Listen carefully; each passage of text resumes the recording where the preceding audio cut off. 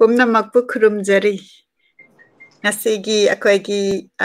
ꯁꯦꯇꯔꯗꯦꯒꯤ regularly ꯆꯠꯊꯖꯔꯛꯂꯤꯕ book club ꯃꯩꯇꯩꯂꯣꯟꯒꯤ ꯁ꯭ꯄꯦꯁꯤꯐꯤꯀꯦꯂꯤ ꯑꯩꯈꯣꯏꯒꯤ ꯂꯤꯇꯔꯦꯆꯔꯗ focus ꯇꯧꯔꯀꯥꯟꯗ ꯇꯧꯖꯕ ꯄ꯭ꯔꯣꯒ꯭ꯔꯥꯝ ꯑꯁꯤꯗ ꯃꯌꯥꯝ ꯌꯦꯡꯕꯤꯔꯤꯕ ꯄꯨꯝꯅꯃꯛꯄꯨ ꯈꯨꯔꯨꯝꯖꯔꯤ ꯑꯗꯨꯒ ꯏꯃꯥꯁꯨ ꯑꯩꯈꯣꯏꯒꯤ ꯁ꯭ꯇꯨꯗꯤꯑꯣꯁꯤꯗ ꯂꯦꯡꯁꯤꯟꯕꯤꯗꯨꯅ ꯂꯩꯔꯦ ꯏꯃꯥꯕꯨꯁꯨ ꯈꯨꯔꯨꯝꯖꯔꯤ ꯄꯨꯝꯅꯃꯛꯄꯨ ꯑꯍꯥꯟꯕꯃꯛꯇꯗ ꯑꯍꯜ ꯂꯃꯟ ꯂꯥꯏꯒꯨꯔꯨꯁꯤꯡ ꯏꯆꯥꯁꯤꯡ ꯏꯅꯥꯎꯁꯤꯡ ꯇꯥꯕꯤꯔꯤꯕ ꯌꯦꯡꯕꯤꯔꯤꯕ ꯄꯨꯝꯅꯃꯛꯄꯨ ꯑꯍꯥꯟꯕꯃꯛꯇꯗ ꯚꯛꯇꯤ ꯀꯠꯆꯔꯤ ꯂꯣꯏꯅꯅ ꯈꯨꯔꯨꯝꯖꯔꯤ ꯑꯗ ꯏꯃꯥ ꯉꯁꯤꯒꯤ ꯁꯦꯇꯔꯗꯦꯁꯤꯗ ꯏꯃꯥꯅ ꯄꯥꯕꯤꯒꯗꯧꯔꯤꯕ ꯑꯩꯈꯣꯏꯅ ꯃꯌꯥꯝ ꯈꯪꯃꯤꯟꯅꯒꯗꯧꯔꯤꯕ ꯇꯣꯄꯤꯛ ꯑꯃ ꯈꯟꯒꯠꯄꯤꯔꯛꯄꯁꯤ ꯑꯩ ꯉꯥꯏꯗꯨꯅ ꯂꯩꯖꯔꯕꯅꯤ ꯑꯗꯣ ꯑꯩ ꯏꯃꯥꯗ ꯃꯗꯨꯒꯤ ꯗꯤꯇꯦꯜꯗ ꯉꯁꯤ ꯑꯩꯈꯣꯏꯅ ꯇꯧꯒꯗꯧꯔꯤꯕ ꯄ꯭ꯔꯣꯒ꯭ꯔꯥꯝ ꯑꯁꯤ ꯀꯔꯤꯅꯣ ꯍꯥꯏꯕꯗꯨ ꯑꯍꯥꯟꯕꯃꯛꯇꯗ ꯇꯥꯛꯄꯤꯅꯕ ꯅꯤꯡꯁꯤꯡꯖꯔꯤ ꯑꯩꯍꯥꯛꯅ ꯂꯤꯇꯔꯦꯆꯔꯒꯤ ꯂꯝꯗ ꯑꯌꯥꯝꯕꯅ ꯍꯧꯕꯗꯒꯤꯅ ꯉꯁꯤ ꯐꯥꯎꯕꯗ ꯄꯥꯊꯖꯔꯛꯏꯕ ꯁꯤ ꯑꯩꯈꯣꯏꯒꯤ ꯏꯄꯤꯛ ꯃꯍꯥꯀꯥꯕ꯭ꯌ ꯀꯥꯕ꯭ꯌ ꯈꯟꯗꯀꯥꯕ꯭ꯌ ꯅꯣꯚꯦꯜ ꯑꯗꯨꯒ ꯁꯩꯔꯦꯡ ꯋꯥꯔꯦꯡꯅꯆꯤꯡꯕ ꯁꯤꯒꯤ ꯆꯥꯎꯔꯕ ꯃꯔꯝꯗꯤ ꯑꯩꯈꯣꯏꯅ ꯑꯩꯈꯣꯏꯒꯤ ꯂꯤꯇꯔꯦꯆꯔꯁꯤ ꯑꯩꯈꯣꯏꯒꯤ ꯈꯤꯇꯪꯁꯨ ꯑꯩꯈꯣꯏꯅ ꯃꯌꯦꯛꯀꯤ ꯀꯔꯤꯒꯤ ꯃꯌꯥꯝ ꯑꯃ ꯀꯟꯇ꯭ꯔꯣꯚꯔꯁꯤ ꯂꯩꯔꯛꯄ ꯃꯩꯇꯩ ꯃꯌꯦꯛ ꯂꯥꯛꯄ ꯑꯗꯨꯒ ꯕꯦꯡꯒꯣꯂꯤ ꯈꯪꯕ ꯈꯪꯗꯕ ꯁꯤꯅꯁꯨ ꯌꯥꯝꯅ ꯃꯄꯨꯡ ꯑꯣꯏꯕꯁꯨ ꯅꯠꯇ꯭ꯔꯤ ꯀꯅꯥꯒꯨꯝꯕ ꯈꯝꯕ ꯊꯣꯏꯕꯤꯒꯤ ꯃꯇꯥꯡꯗ ꯍꯥꯏꯖꯔꯒꯗꯤ ꯑꯍꯟꯁꯤꯡꯅ ꯑꯩꯉꯣꯟꯗ ꯂꯩꯀꯥꯏꯗ ꯀꯔꯤꯗ ꯑꯝꯇ ꯄꯥꯕꯤꯌꯨ ꯄꯥꯎꯒ ꯍꯥꯏꯕ ꯑꯩꯅꯁꯨ ꯑꯗꯨꯝ ꯄꯥꯕ ꯂꯣꯏꯕꯗꯤ ꯉꯝꯗꯕ ꯑꯗꯨ ꯑꯗꯨꯃꯥꯏꯅ ꯁꯨꯝ ꯇꯧꯕꯗꯒꯤ ꯁꯨꯝ ꯈꯜꯂꯛꯑꯀꯥꯟꯗ 2017ꯒꯤꯗ ꯑꯩꯅ US ꯆꯠꯆꯕ ꯀꯥꯟꯗ ꯑꯩ ꯃꯁꯤ ꯄꯣꯗꯀꯥꯁ ꯑꯣꯏꯅ ꯑꯩ ꯄꯥꯖꯈ꯭ꯔꯦ ꯃꯌꯥꯝꯅꯁꯨ ꯈꯪꯕꯤꯔꯝꯒꯅꯤ ꯑꯗꯨꯒ ꯂꯣꯏꯅꯅ ꯁꯨꯝ ꯆꯠꯊꯔꯛꯄꯁꯤꯗ ꯂꯣꯏꯅꯃꯛꯇꯤ ꯀꯣꯚꯔ ꯇꯧꯕ ꯉꯝꯖꯗ꯭ꯔꯒꯁꯨ ꯏꯆꯥꯁꯤꯡ ꯚ꯭ꯌꯨꯋꯔꯁꯤꯡ ꯂꯤꯁꯅꯔꯁꯤꯡꯅ ꯄꯥꯝꯕ ꯀꯌꯥ ꯑꯃꯁꯨ ꯃꯣꯏꯅ ꯃꯇꯦꯡ ꯄꯤꯕꯤꯔꯒ ꯑꯩ ꯄꯥꯖꯈ꯭ꯔꯦ ꯑꯗꯨꯕꯨ ꯑꯩꯅ ꯉꯁꯤ ꯂꯧꯈꯠꯆꯗꯣꯔꯤꯕ ꯏꯅꯧ ꯅꯧꯕ ꯑꯩꯈꯣꯏꯒꯤ ꯀꯂꯥꯒꯤ ꯃꯔꯝꯗ ꯀꯂꯥ ꯍꯥꯏꯕꯁꯤ ꯌꯥꯎꯗ꯭ꯔꯒꯗꯤ ꯑꯩꯈꯣꯏꯒꯤ ꯄꯨꯛꯅꯤꯡꯁꯦ ꯃꯤꯑꯣꯏꯕꯅ ꯍꯤꯡꯕꯗ ꯃꯄꯨꯡ ꯐꯥꯗꯕ ꯑꯗꯨꯗ ꯀꯂꯥ ꯑꯁꯤꯗ ꯑꯩꯈꯣꯏ ꯖꯒꯣꯏ ꯏꯁꯩ ꯃꯌꯥꯝ ꯑꯃ ꯆꯪꯁꯤꯜꯂꯒ ꯂꯩꯈ꯭ꯔꯦ ꯁꯥꯍꯤꯇ꯭ꯌ ꯄꯨꯝꯅꯃꯛ ꯂꯩꯈ꯭ꯔꯀꯥꯟꯗ ꯑꯩꯈꯣꯏ ꯂꯥꯏ ꯌꯦꯛꯄ ꯂꯥꯏ ꯁꯥꯕ ꯑꯃꯒꯤ ꯃꯔꯝꯗ ꯁꯨꯝ ꯑꯩꯍꯥꯛꯅ ꯑꯩꯒꯤ ꯂꯩꯖꯔꯤꯕ ꯂꯥꯏꯔꯤꯛ ꯈꯔꯁꯤꯗ ꯑꯩꯍꯥꯛꯅ ꯁꯨꯝ ꯊꯤꯒꯠꯆꯕꯗ ꯑꯩ ꯂꯥꯏꯕꯛ ꯌꯥꯝꯅ ꯏꯁꯣꯔꯅ ꯌꯥꯝꯅ ꯆꯥꯟꯕꯤꯕꯅꯤ ꯑꯩꯅ ꯑꯁꯨꯝꯅ ꯊꯝꯖꯒꯦ ꯍꯧꯖꯤꯛ ꯑꯩꯅ ꯉꯁꯤ ꯄꯥꯖꯒꯗꯧꯔꯤꯕ ꯁꯤ ꯀꯂꯥꯀꯥꯔ ꯋꯥꯍꯦꯡꯕꯝ ꯏꯕꯣꯕꯤ ꯁꯤꯡꯍꯒꯤ ꯄꯨꯟꯁꯤ ꯑꯃꯁꯨꯡ ꯊꯕꯛ ꯍꯥꯏꯕꯁꯤꯗ ꯌꯥꯝꯅ ꯃꯆꯥ ꯈꯥꯏꯅ ꯑꯩꯈꯣꯏꯒꯤ ꯑꯩꯕꯨ ꯂꯝꯖꯤꯡ ꯂꯝꯇꯥꯛꯄꯤꯔꯛꯄ ꯉꯁꯤ ꯐꯥꯎꯕꯗꯁꯨ ꯑꯗꯨꯒꯨꯝꯂꯕ ꯃꯃꯜ ꯂꯩꯔꯕ ꯊꯣꯏꯗꯤꯡꯖꯝ ꯑꯣꯖꯥ ꯇꯣꯝꯕꯤ ꯁꯤꯡꯍꯅ ꯏꯗꯅ ꯊꯝꯕꯤꯔꯝꯕ ꯃꯁꯤ ꯑꯩꯅ ꯊꯦꯡꯅꯖꯕꯅꯤ ꯑꯩ ꯅꯩꯅꯖꯔꯦ ꯑꯣꯖꯥꯒꯤ ꯃꯔꯝꯗꯁꯨ ꯑꯩꯅ ꯑꯍꯥꯟꯕꯗ ꯄꯥꯊꯖꯗ꯭ꯔꯤꯉꯩꯒꯤ ꯃꯃꯥꯡꯗ ꯑꯩ ꯑꯣꯖꯥꯒ ꯑꯩꯅ ꯑꯣꯖꯥꯒꯤ ꯃꯐꯝꯗ ꯇꯣꯟꯊꯟꯖꯕ ꯂꯃꯟ ꯑꯩꯅ ꯀꯥꯎꯕ ꯉꯝꯂꯔꯣꯏꯗꯕ ꯑꯃꯈꯛꯇꯪ ꯑꯩꯍꯥꯛ ꯀꯩꯅꯣ ꯑꯣꯏꯖꯒꯦ ꯑꯩꯍꯥꯛ ꯏꯝꯐꯥꯜ ꯀꯣꯂꯦꯖꯇ ꯒ꯭ꯔꯦꯖꯨꯑꯦꯁꯟ ꯁꯤ ꯂꯣꯏꯖꯔꯛꯑꯦ ꯃꯇꯝꯗꯨꯗ ꯑꯣꯖꯥ ꯄꯣꯂꯤꯇꯤꯀꯦꯜ ꯁꯥꯏꯟꯁꯇ ꯑꯣꯖꯥ ꯑꯩꯈꯣꯏꯒꯤ ꯂꯦꯛꯆꯔ ꯑꯣꯏꯗꯅ ꯑꯣꯖꯥꯒꯤ ꯃꯈꯥꯗ ꯑꯩꯈꯣꯏꯁꯦ ꯇꯝꯖꯔꯛꯄꯗ ꯑꯣꯖꯥꯁꯦ ꯌꯥꯝꯅ ꯑꯩꯈꯣꯏꯅ ꯁꯥꯇ꯭ꯔꯅ ꯌꯥꯝꯅ ꯑꯣꯖꯥꯁꯦ ꯌꯥꯝ ꯀꯤꯔꯝꯃꯦ ꯃꯇꯝꯗꯨꯗ ꯑꯗꯨꯕꯨ ꯑꯣꯖꯥꯒꯤ ꯏꯆꯝ ꯆꯝꯕ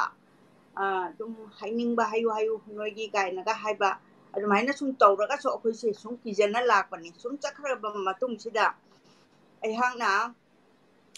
84-85ꯁꯤꯗ ꯑꯩ ꯀꯣꯂꯦꯖ ꯖꯣꯏꯟ ꯇꯧꯖꯔꯕ ꯃꯇꯨꯡꯁꯤꯗ ꯑꯩ ꯀꯣꯂꯦꯖꯁꯤꯗꯒꯤ ꯁꯨꯝ ꯑꯍꯥꯡꯕ ꯃꯇꯝꯁꯤꯗ ꯑꯩ ꯏꯁꯀꯣꯟꯗ ꯁ꯭ꯋꯥꯃꯤ ꯃꯍꯥꯔꯥꯖꯅ ꯏꯁꯀꯣꯟꯁꯤ ꯃꯊꯪ ꯁꯥꯗꯅ ꯏꯕꯨꯡꯉꯣꯒꯤ ꯃꯅꯤ ꯃꯟꯗꯤꯔꯒꯁꯦ ꯍꯧꯖꯤꯛ ꯂꯩꯔꯤꯕꯁꯤ ꯁꯥꯗ꯭ꯔꯤ ꯃꯃꯥꯡꯂꯣꯝꯗ ꯑꯗꯨꯒꯤ ꯃꯇꯝꯗꯨꯗ ꯑꯩꯅ ꯅꯣꯡꯃ ꯗꯥꯛꯇꯔ ꯁꯔꯃ ꯍꯥꯏꯗꯅ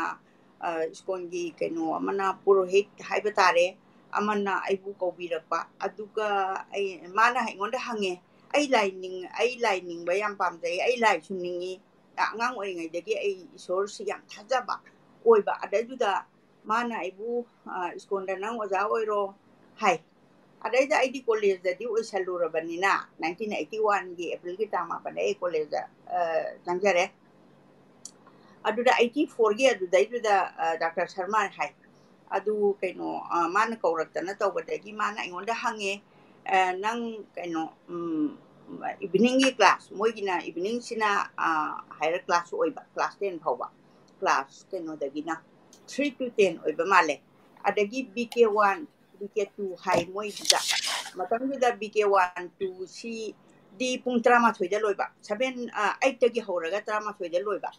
ada aina yam frankly aina guruji du da aina hangatai guruji aidi smain tawdana college da oire ojare adubu aidi dharma gi krishna gi mandira ai oja oiba su yam pamjare adu ai BK1 2 sida ai ojaba yagadra haina aina haiba kan sida okay phare nangna ne kaino tawro oiba horo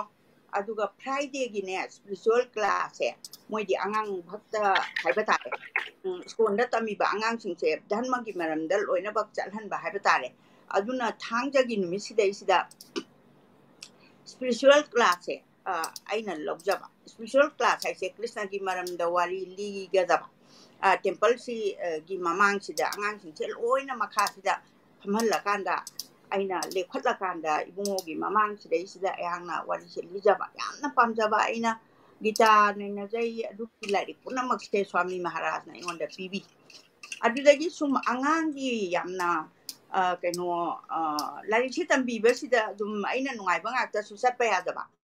moisi maiteron ibase sum haitaba haitare soro ga konba ka se sum hairakta basida ai wakhan se khalle aina handwriting book ama mamangai da anga akoina angang oringai da handwriting book ama kaino Susan Sharma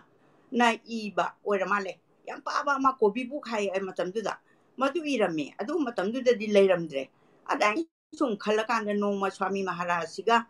akoi se sum meeting se sum taw akoi staff mari manga duga adwana sum taw basida aina hangachai swami ai hak sumai tawdana angang singse yam wekwere ai handwriting book ama puthokjage hain hai kan sida phaina dudia puthoksi nang taw aduga publisher ai sida dia mo kaino ni dana paisa gi lam amula idana adagi kaino painting ai di handwriting ai sumna gi heta chapa kudo ya banate soro oka si chang chang na ga kondana adagi ti aina wakhan se khalakpa kan se sida aina akhoigi matamduda swami maharaj na yabire nangna sida leibase khoi cham nungai aduga nang special class su phajana laure matam su nangna lae adu akhoi yam satisfy oire aduna nangi publisher se akhoi iskon na oina phongge aduna nang art ka kai ka di nang na thopa dum por om dum di engonda haira anu haina mane am cham du cham mi swami se kuji like nonga kre adai du da kamai to ge bo aina munna khalakanda aina akhoi ojadi matamduda aina khalle akhoi ojadi RC yamna matamduda ojasi college gi kaino si tawna RC yamna kaino mapung phaba ama oire hana aina mayamna khangnaba ama oibirabaduda noma aina ojagi sangai sida aina chacharaga yam taram na kai tawre kai problem leide hai kai maunate ai handwriting book ama puthoksa ge tawbani ojana artwork se siga makhum siga su ojana tawbiba ya bigadra aina hangachabani madaro ojana ne harau ne phaina gidia angang je mujero hoini chumine haidana ojasina numit ama pire numit tudadi kaino tawde within ko 1 month ki manung sida ai loingam prehenge na ojage chenba mayam si thado pirakanda yanan ba phongjabasi ai huji leiragadi ai ujaga dabani adu lariktu ai ujaba ngam jadre adu noma ai ujage adu mai tawdana ojana ne makhum su yekpire aduga kano artwork manungi soro dagin soro sora dagina rasai digre loin ka khaga ga sibaugi part 1 part 1 ka haide angangi tamna balairi ka haraga mamai duda yellow duda amubana i kano tawraga si color printing si smile taw si haraga aigi marup yang siba masiba ka si dagi kano oi ma che kano brother oi mana madam nangi sidi sibaka sida ai tawbige manipur da yam tangani haidana adumaina lairik se 3000 gumbara adumaina ai kangnaba masingdo ai khudakta ai kaujagre 3000 dai di tade 1000 khaktara 3000 la ai gonda mistake khara leire madai juda ojana yam harauna lairik sisu ibiraba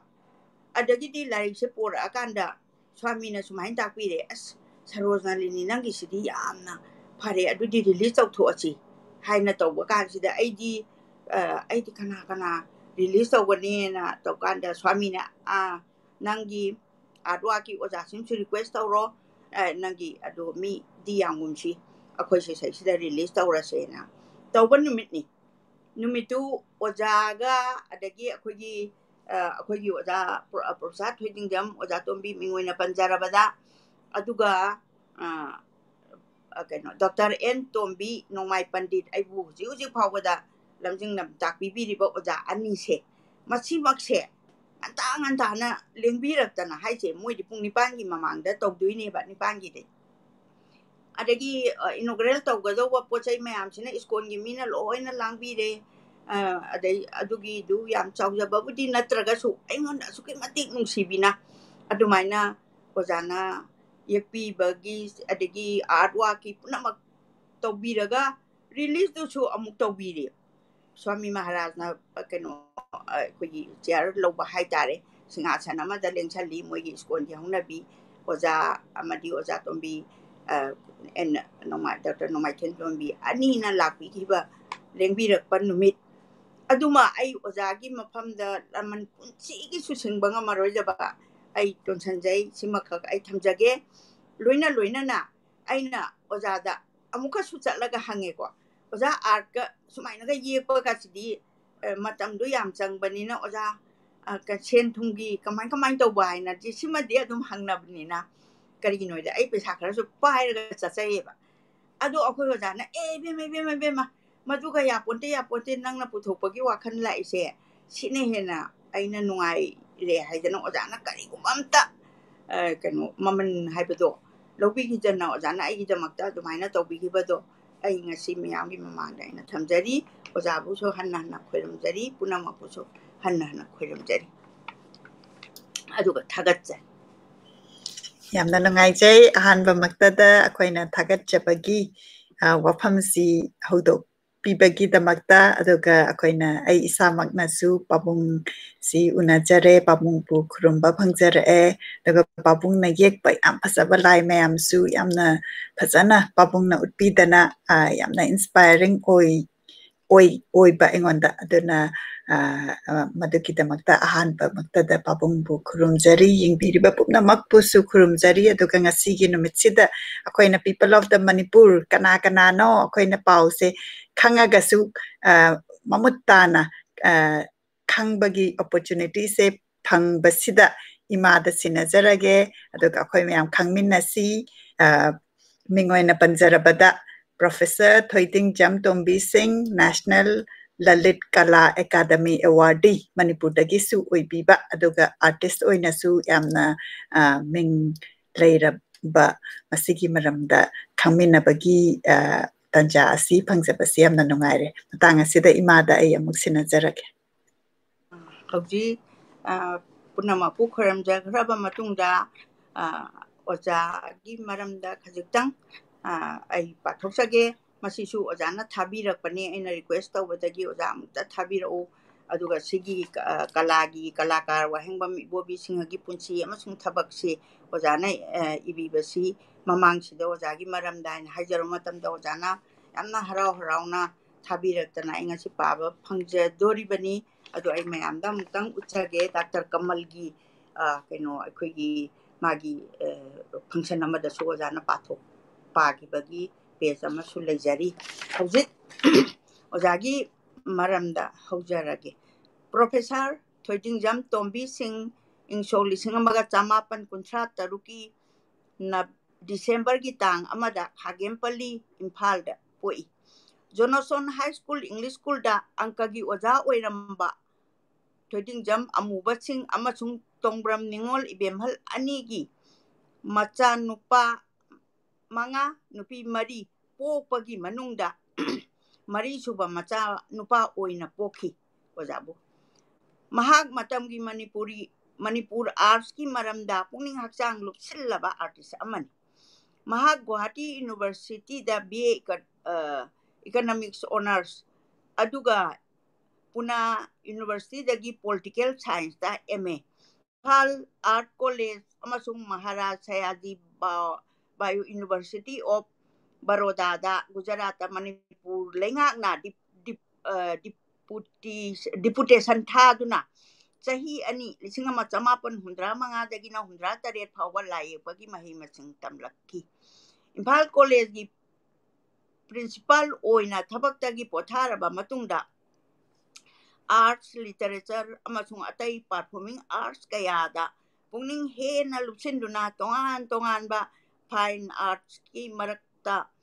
lainariba naknaba mari singbu thijin humjillakhi mi ayambana ekhoi matam leba khibikta loinariba thengnariba kala sanskriti ki tholaba rasmayam asibu thoidokna thosabide amadi mana tawriba mahai adutada thawai lupsili haibeya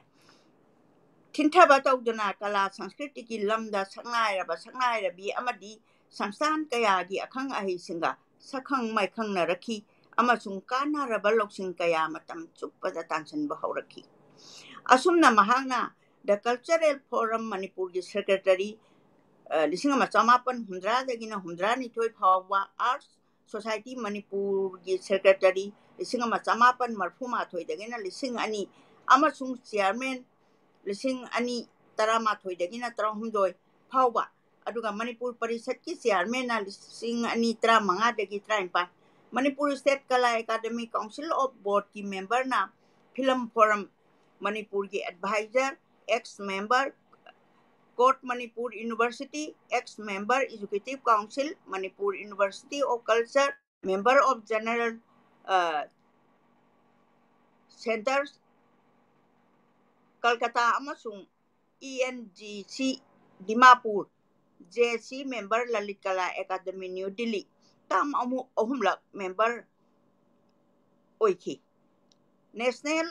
Gallery of Modern Art New Delhi na chingba kayaga naksin London na rakhi layek pagal loina na Manipur gi sangai raba artist RK Yumjau Sanat Singh amasung Aisha Mo Sharma gi monograph seminar paper pongna phampau chegi columnist Lalit Kala Contemporary dasu wareng phong bagal loina na Dr. S. Shekhar Sharma na edit toba New Delhi gi Akansha Publicity House da phongba Dadar Manipur da Visual Arts Heritage of Manipur amadi Art Heritage of Manipur Center for Studies in Civilization New Delhi na phongba perspective on Manipur culture da su phongki loina na MKPBN his arts da haiba hiramda memorial lecture iki Manipur Cultural Conference ki makhada mahaki ayekwa Bharat ki mafam ayambada utkhi bagal loina na Singapore duga Kuala Lumpur 1991 1993 Trinel India 1993 Clay-Chancel Fulda Germany da 2001 da su utlure State Regional Jati gi mana sing tara marirom phangkibagi marakta State Kala Academy Fellow National Academy Award 1989 da Pranab Barua Art Award Assam amasung Newco Arts Incentive Shillong Senior Fellowship Ministry of Culture Government of India na chingbasu yauri hojingmang Manipur arts ki maramda iba lairik ama phongnana bakan honari Manipuri Sahitya Parishat Pauna Bazar Imphal Tare Suba Dr. Kamal Memorial Lecture 1958 dagina 1958 kuntra mari phawani Dr. Kamal gi punsi se yam kuina punsi de adu telaba matam sida magi sahitya gi mapan nai deba mayam ama khoina ngasi uriba tariba yengiba kanaba phangiba sini lecture pibi gadaba Professor Thojingjam Tombi Singh Hiramna kalabu punna yenglabadi nungai ba ing tapa phangani mafamdi Manipur Hindi Parisitani numina nomajing January gi tangkun 2019 lising ani kano taramapan gi nungthil gi pung ama makhaida ojana sumaina pathopi kiba sida ojagi maramda khajitang ai paba lojare aduga mathang chathara pasidi kalakar wahengbam ibu singhagi punchi ama sung thaba aidi kalakar amana ekhoi Manipur mathang amada yam ngalingai matamgi kalakar amana mana thengnagiba mana apamba punsida hanba leitana ekhoi awaba anaba kaya khanga kanda mana ngasi phauba thambiramliba ekhoi mingchat ekhoi punsi marel aduga ekhoi laitingi lai haraubagi adegi saba khot saba ibana chingba punamakse asigi maramda ojana thijalubadagi phanglakpa aibagi wari si pabira kanda mayamna khangbigani ado kalakar ibobina saba lai phadibising ngasi phawda chanari se phiru pubi khoi kaino adagi khambagi ade Sri Krishna gi mayam ama ngasi aikoina leidana give ka pinari se hairi basigi original se ngasagi kalakar ibobisina yekpa amadi saba lai singni mana saba matamda kaya mu yamna struggle tawrake habase tabirasi wahaudo kanagumba lai yekpa lai saba kalakar amagi maramda wahai kharada orabasu phongdokpa habase taraiba nate maramdi lai yekpa ase wa kaya ngangande karigumba ngangthok nabadi achetpa nungi oiba warol kaya su itha thajana phongdoklai aduga amaromda ithilna thumathiduna haidi mapungningda phawrakpa feeling do mari makhong thiba wabasu yawi adum oinama phongdonglakliba adumakti ayuki liklagumna amakpa yawgande yam tasengna pun sengi wari sariba mi adusu tariba singsu senghali anouba wakhalon ama pibagumna tawi aikoigi wakhal paringsu amuk nahona haurasira khalalai ase aiba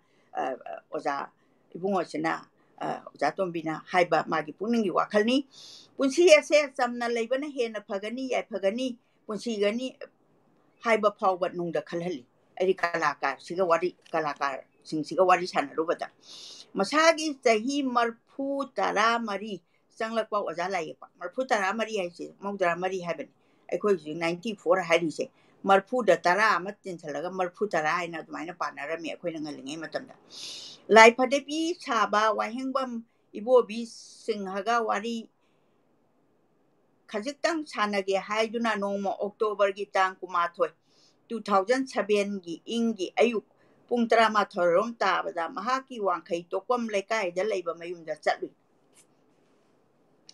Nomaijingnina karigumba chakthok lamgadra khanna summa apikpa lambi amada changsilakpada waina na taiba mangolda yamnasu sadaba meragi tarani panbagi lumbu saba nungsada matung onsinduna phamlaga luktharaga lekhomna Krishnagi phudama makhairom wangwa murti ma saduna lerem aibo ojana thengnaba numise kalakar wahengba ibobise hakchang solam lagadara khalubagi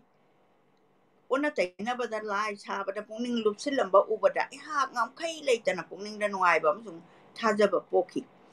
ojabu haina kuramjaraga isabu su saktaksaki loinana ojana thabak suri bagi mawong sufamda leiriba macha mathumsingdo photo nambagi tanja ama su phangki mangjaunana haija haudrabasu aina ngasi lakjaribase wari kharadang sara ning dana tawbani waro biroi khanjai ojagi loinabi sakpham lembi Srimati Ibeton Devi chahi marphu tare aidi ojagi nupi gi chahi sina chahi marphu tare ni aduga kalakar gi chahi sina maudra mari changlakpan chahi ani se masu nupi Susila Devi masung atopa nupi amagana lai phadibi singda lejengnaba charik machu gi phi mache sing likna chingba yetumna lengba yaw nappa yaw tawduna tumin thabak suduna oja gi mateng panglan ojana wachet macha da saru tara leikhom sijinuduna krishna gi murti du sari oja gi manakta hudong anina nungai na sanari amuksu nungsina pammi nakal amaromda maipuda achotpa leikhom na saba murti macha sing mathak makha on duna yairaga kanghalli manungdadi kanglamloi mapan thangbasidhi chekhai ruidara hangbada apaba phije na amuk yomsillakadawrabanina karisu chekhai roi khumle pokpa amasung imung manung oja pokpagi matangda hanglubadi pokpadi melagi purnima nomaijing numitani chahi marfu tara humdoi tara mari changlakpani khumlei marfu tara di hujik magi chahi se adubu thabakti nungtigi suri mitsu ano hapte upte yetum lengbasu ngami amuk aniraktagi hena nakhide hai nabadi masagi anaba kan leibadu adu nataba mai punsi sida amonere te hena nakhidaba wangkai tokwam laikai da leiba nat chakritan chaklamba wahengbam tolen sing amadi ngayonduna kaithel macha phamduna matam lenjabi wahengbam ongbi mangol nganbi debi anigi macha nupa mari macha nupi ahunggi manungda nupa singi manungda kalakar ibobina khwaidagi atonba machani mache ahumak phisa lonsada chin tharai ojagi mayamba ahal bora jaudi maraibakta jagoigi ojani ani suba mayamba damuna lowu singuba ahum suba nilmanina ugi mistri aduga machin manaw marigi iton tonba ibobina lai pa lai saba lai di sabani makoi sinphamse asumna tawrapa mahi masing tamba masung kalagi ahanba khongpham ojana pinglingai matam haibadi ahanba lanjawgi matamdadi samajgi sen thunggi amadi lambi sorok singi phibam haifam leitana khudong chadabana maram oiduna laik laisu tambada ayamba thoidokna pukning changna ramde matamdura nupa phawbada laik tamdabana anamba oiramba metric parikha thabase silongda chatuna pangthokpa ngaktani dimapurda chatpasu sangari pareng lenglaga chanarami passenger puba hawa gari chendringai gi wani matamdugi wari se sida ino matang amtang ningsing jahoge Dr. Kamal gi ne Dr. Kamal gi madhavida Dr. Kamal masane na khoina lowi ko madhavi gi hero che Dr. Kamal gi kano che birena silongda Berry White Medical College zamana lari tamba chatpase kaino ne sangari tongaga chathibani ko adum tang ai ningsing jage aduna ahing da sangari makhada moina ne ahing da di ahing ani hum changi dana ahing da sangari makhada chak insang thong laga chai hipnarami awaba gi masakni oja ibobi su elementary thak phawba tamlaga tokthoki lari makha tam thadra phawbada oja bu pokpa panthona I tongda mengna tholaba na sankritangi isel leiriba mayamba ahalna maraibakta jagoigi nuai rabatantha khonthok ingit amadi mache singna pisalon chada komna meng changba punamak asina ojagi pungning hakchang wakhal ayamba tawthaba horakhibani phongdokpadi ngamdaba adugi nunggi saphudi phangamdaba itilna mahaku tapthaba ngamhande karigumba manglan amada luptuna leibajawna matam lenbada hainabi oirakhi ojagi machagi chahi 13-35 surakpa matangda haibadi maidingu char churachan singhana 1938 char churachan gi matamse aduga 1998 koina nithaugi historical yang kanaba sigumba se note tawsanbiragadi matik magul laina panba matamdadi Vaishnava sampradayagi chanaloncha bhakti laining laisol tampaki mafam singda paksana sandorakhibaga loinana lekai da leiba laisang singda Hindu dharmagi wari singbul kayada ayekpa amasung asaba murti singi mateng lawduna irat puja ayung nungtil khaidana pangthongnaba haukrabani asumna matam adugi samaja paksana chentharagliba bhakti gi amadi dharmagi ras punamak mathon karagliba ojagi I tongda changba hokre masiga loina lai yekpa khotpagi thabak asisu leikhidraba kalakar ningthaujam bhadra singh 1940 dagina 1958 sana konungda karigar oiba matamda leipak sinba thungna khanghan khrabani oja bhadra na thukraba matungda mahaki sebak achanba mangsa tabam kalachan singh 1992 1958 bahwa magi matamse na karigar amu oiba matamni nongma imungi ahal laman kanada su taklam dana ojana khudai arangba chauba ama puraga oja kalachan khoiramduna katlaga laye pada bori bina ba haijaki mahaki ingba tapa wanganganda ba thabak tapungning lupa mataududa nungsiraduna oja kalachana mahaku loksen biduna laye pa sabagi thabak tapungning laita na tambiba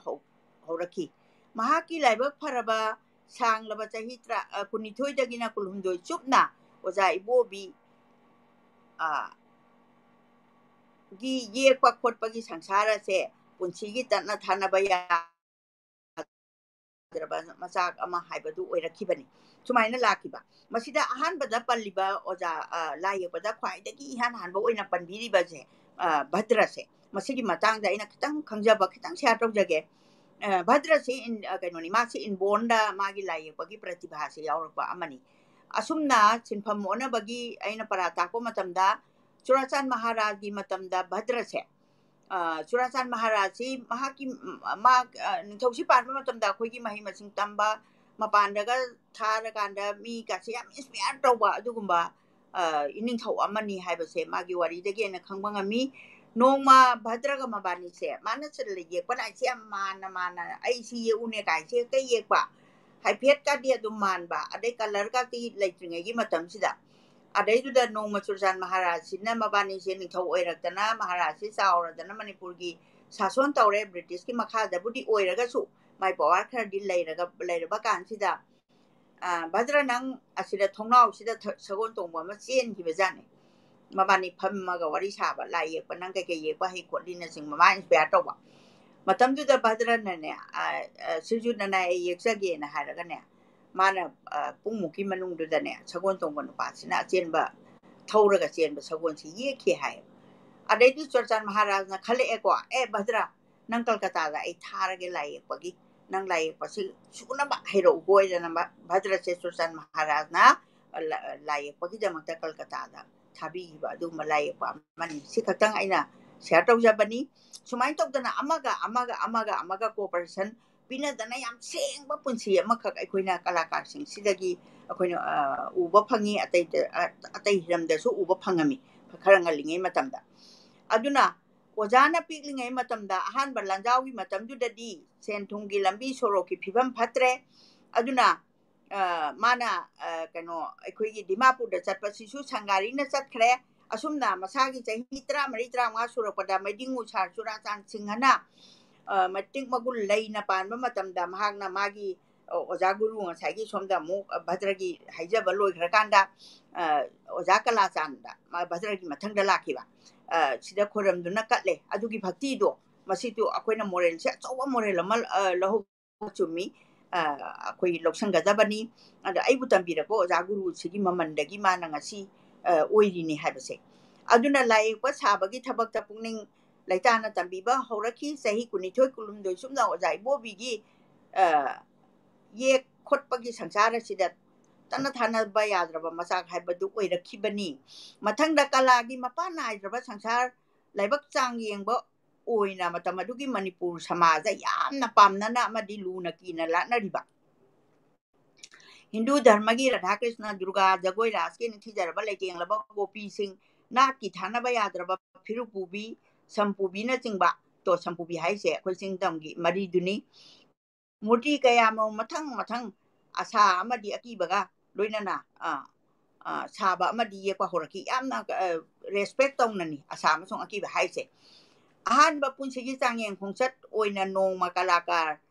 brahmachari mayum amusana charman na ibobi amasung atopa kalakar kongba kaikenda leiba tona sing anibu hauraga kaksingda lai yeklu si haina chakhi kamai chakhi se khoi yengsi ko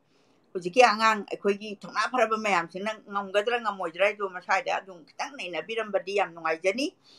ꯑꯋꯥꯕꯗꯤ ꯀꯛꯆꯤꯡ ꯌꯧꯔꯕ ꯃꯇꯝꯗ ꯀꯅꯥꯒꯨꯝꯕ ꯄꯥꯎ ꯈꯔ ꯐꯥꯎꯅꯗꯕꯗꯒꯤ ꯁꯦꯝ ꯁꯥꯕꯅꯆꯤꯡꯕꯗꯣ ꯀꯩꯁꯨ ꯇꯧꯔꯝꯗꯕꯗ ꯏꯝꯐꯥꯜꯗ ꯑꯃꯨꯛ ꯍꯜꯂꯛꯈꯤ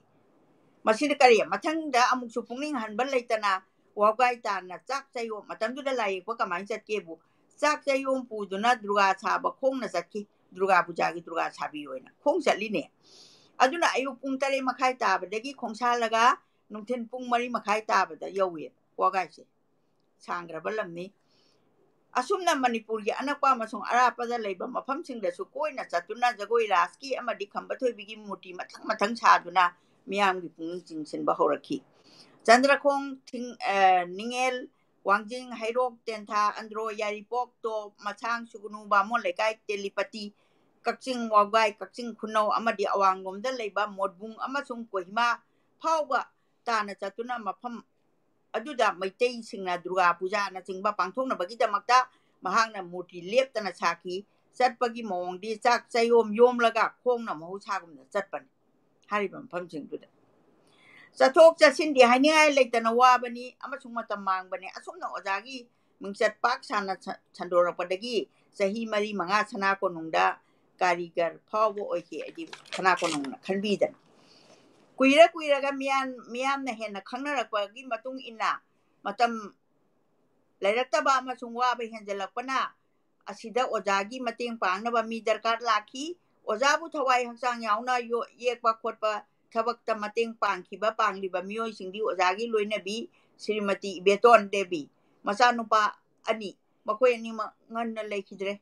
ꯅꯨꯡꯉꯥꯏꯇꯦ ꯂꯥꯏꯕꯛ ꯊꯤꯕꯅꯤ ꯃꯁꯨ ꯅꯨꯄꯤ ꯁꯨꯁꯤꯂꯥ ꯃꯆꯥꯅꯨꯄꯥ ꯑꯍꯟꯒꯤ ꯃꯆꯥꯅꯨꯄꯤ ꯁꯦꯕꯛ ꯆꯣꯡꯊꯥꯡ ꯗꯦꯕꯦꯟ ꯍꯧꯖꯤꯛ ꯃꯅꯤꯄꯨꯔ ꯄꯨꯂꯤꯁꯀꯤ ꯑꯥꯔꯇꯤꯁ ꯑꯣꯏꯈ꯭ꯔꯦ ꯃꯍꯥꯛ ꯁꯥꯒꯩꯒꯤ ꯃꯌꯥꯝꯕꯅ ꯄꯣꯛꯄꯅꯤ ꯃꯁꯨ ꯅꯨꯄꯥ ꯏꯃꯣꯅꯆꯤꯡꯕ ꯈꯔꯁꯤꯅꯤ ꯃꯥꯏ ꯃꯇꯦꯡ ꯄꯥꯡꯕꯁꯦ ꯀꯌꯥꯝ ꯐꯖꯕ ꯂꯤꯆꯠꯅꯣ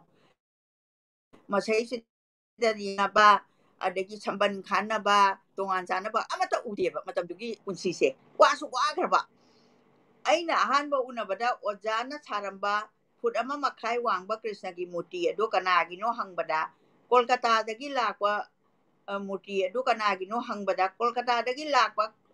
ꯅꯨꯄꯥ ꯑꯃꯅ ꯁꯥꯕꯤꯌꯨ ꯍꯥꯏꯔꯝꯕꯒꯤꯅꯤ ꯑꯁꯨꯝꯅ ꯃꯄꯥꯟꯗꯩ ꯂꯥꯛꯄ ꯃꯤꯁꯤꯡꯅ ꯁꯥꯕꯤꯌꯨ ꯍꯥꯏꯔꯒ ꯄꯨꯈꯤꯕ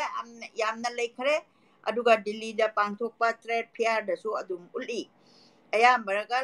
ꯑꯌꯥꯝꯕꯅ ꯂꯣꯏꯅ ꯁꯤꯠꯈꯤꯕ ꯉꯥꯛꯇꯅꯤ ꯑꯩꯗꯤ ꯃꯥ ꯄꯩꯁꯥꯁꯨ ꯑꯗꯨꯝ ꯐꯪꯉꯕ ꯃꯃꯜꯒꯤ ꯃꯇꯥꯡꯗꯗꯤ ꯈꯝꯕ ꯊꯣꯏꯕꯤꯒꯤ ꯐꯨꯠ 1 ꯋꯥꯡꯕ ꯖꯨꯔꯥꯗꯅ ꯃꯨꯔꯇꯤꯗ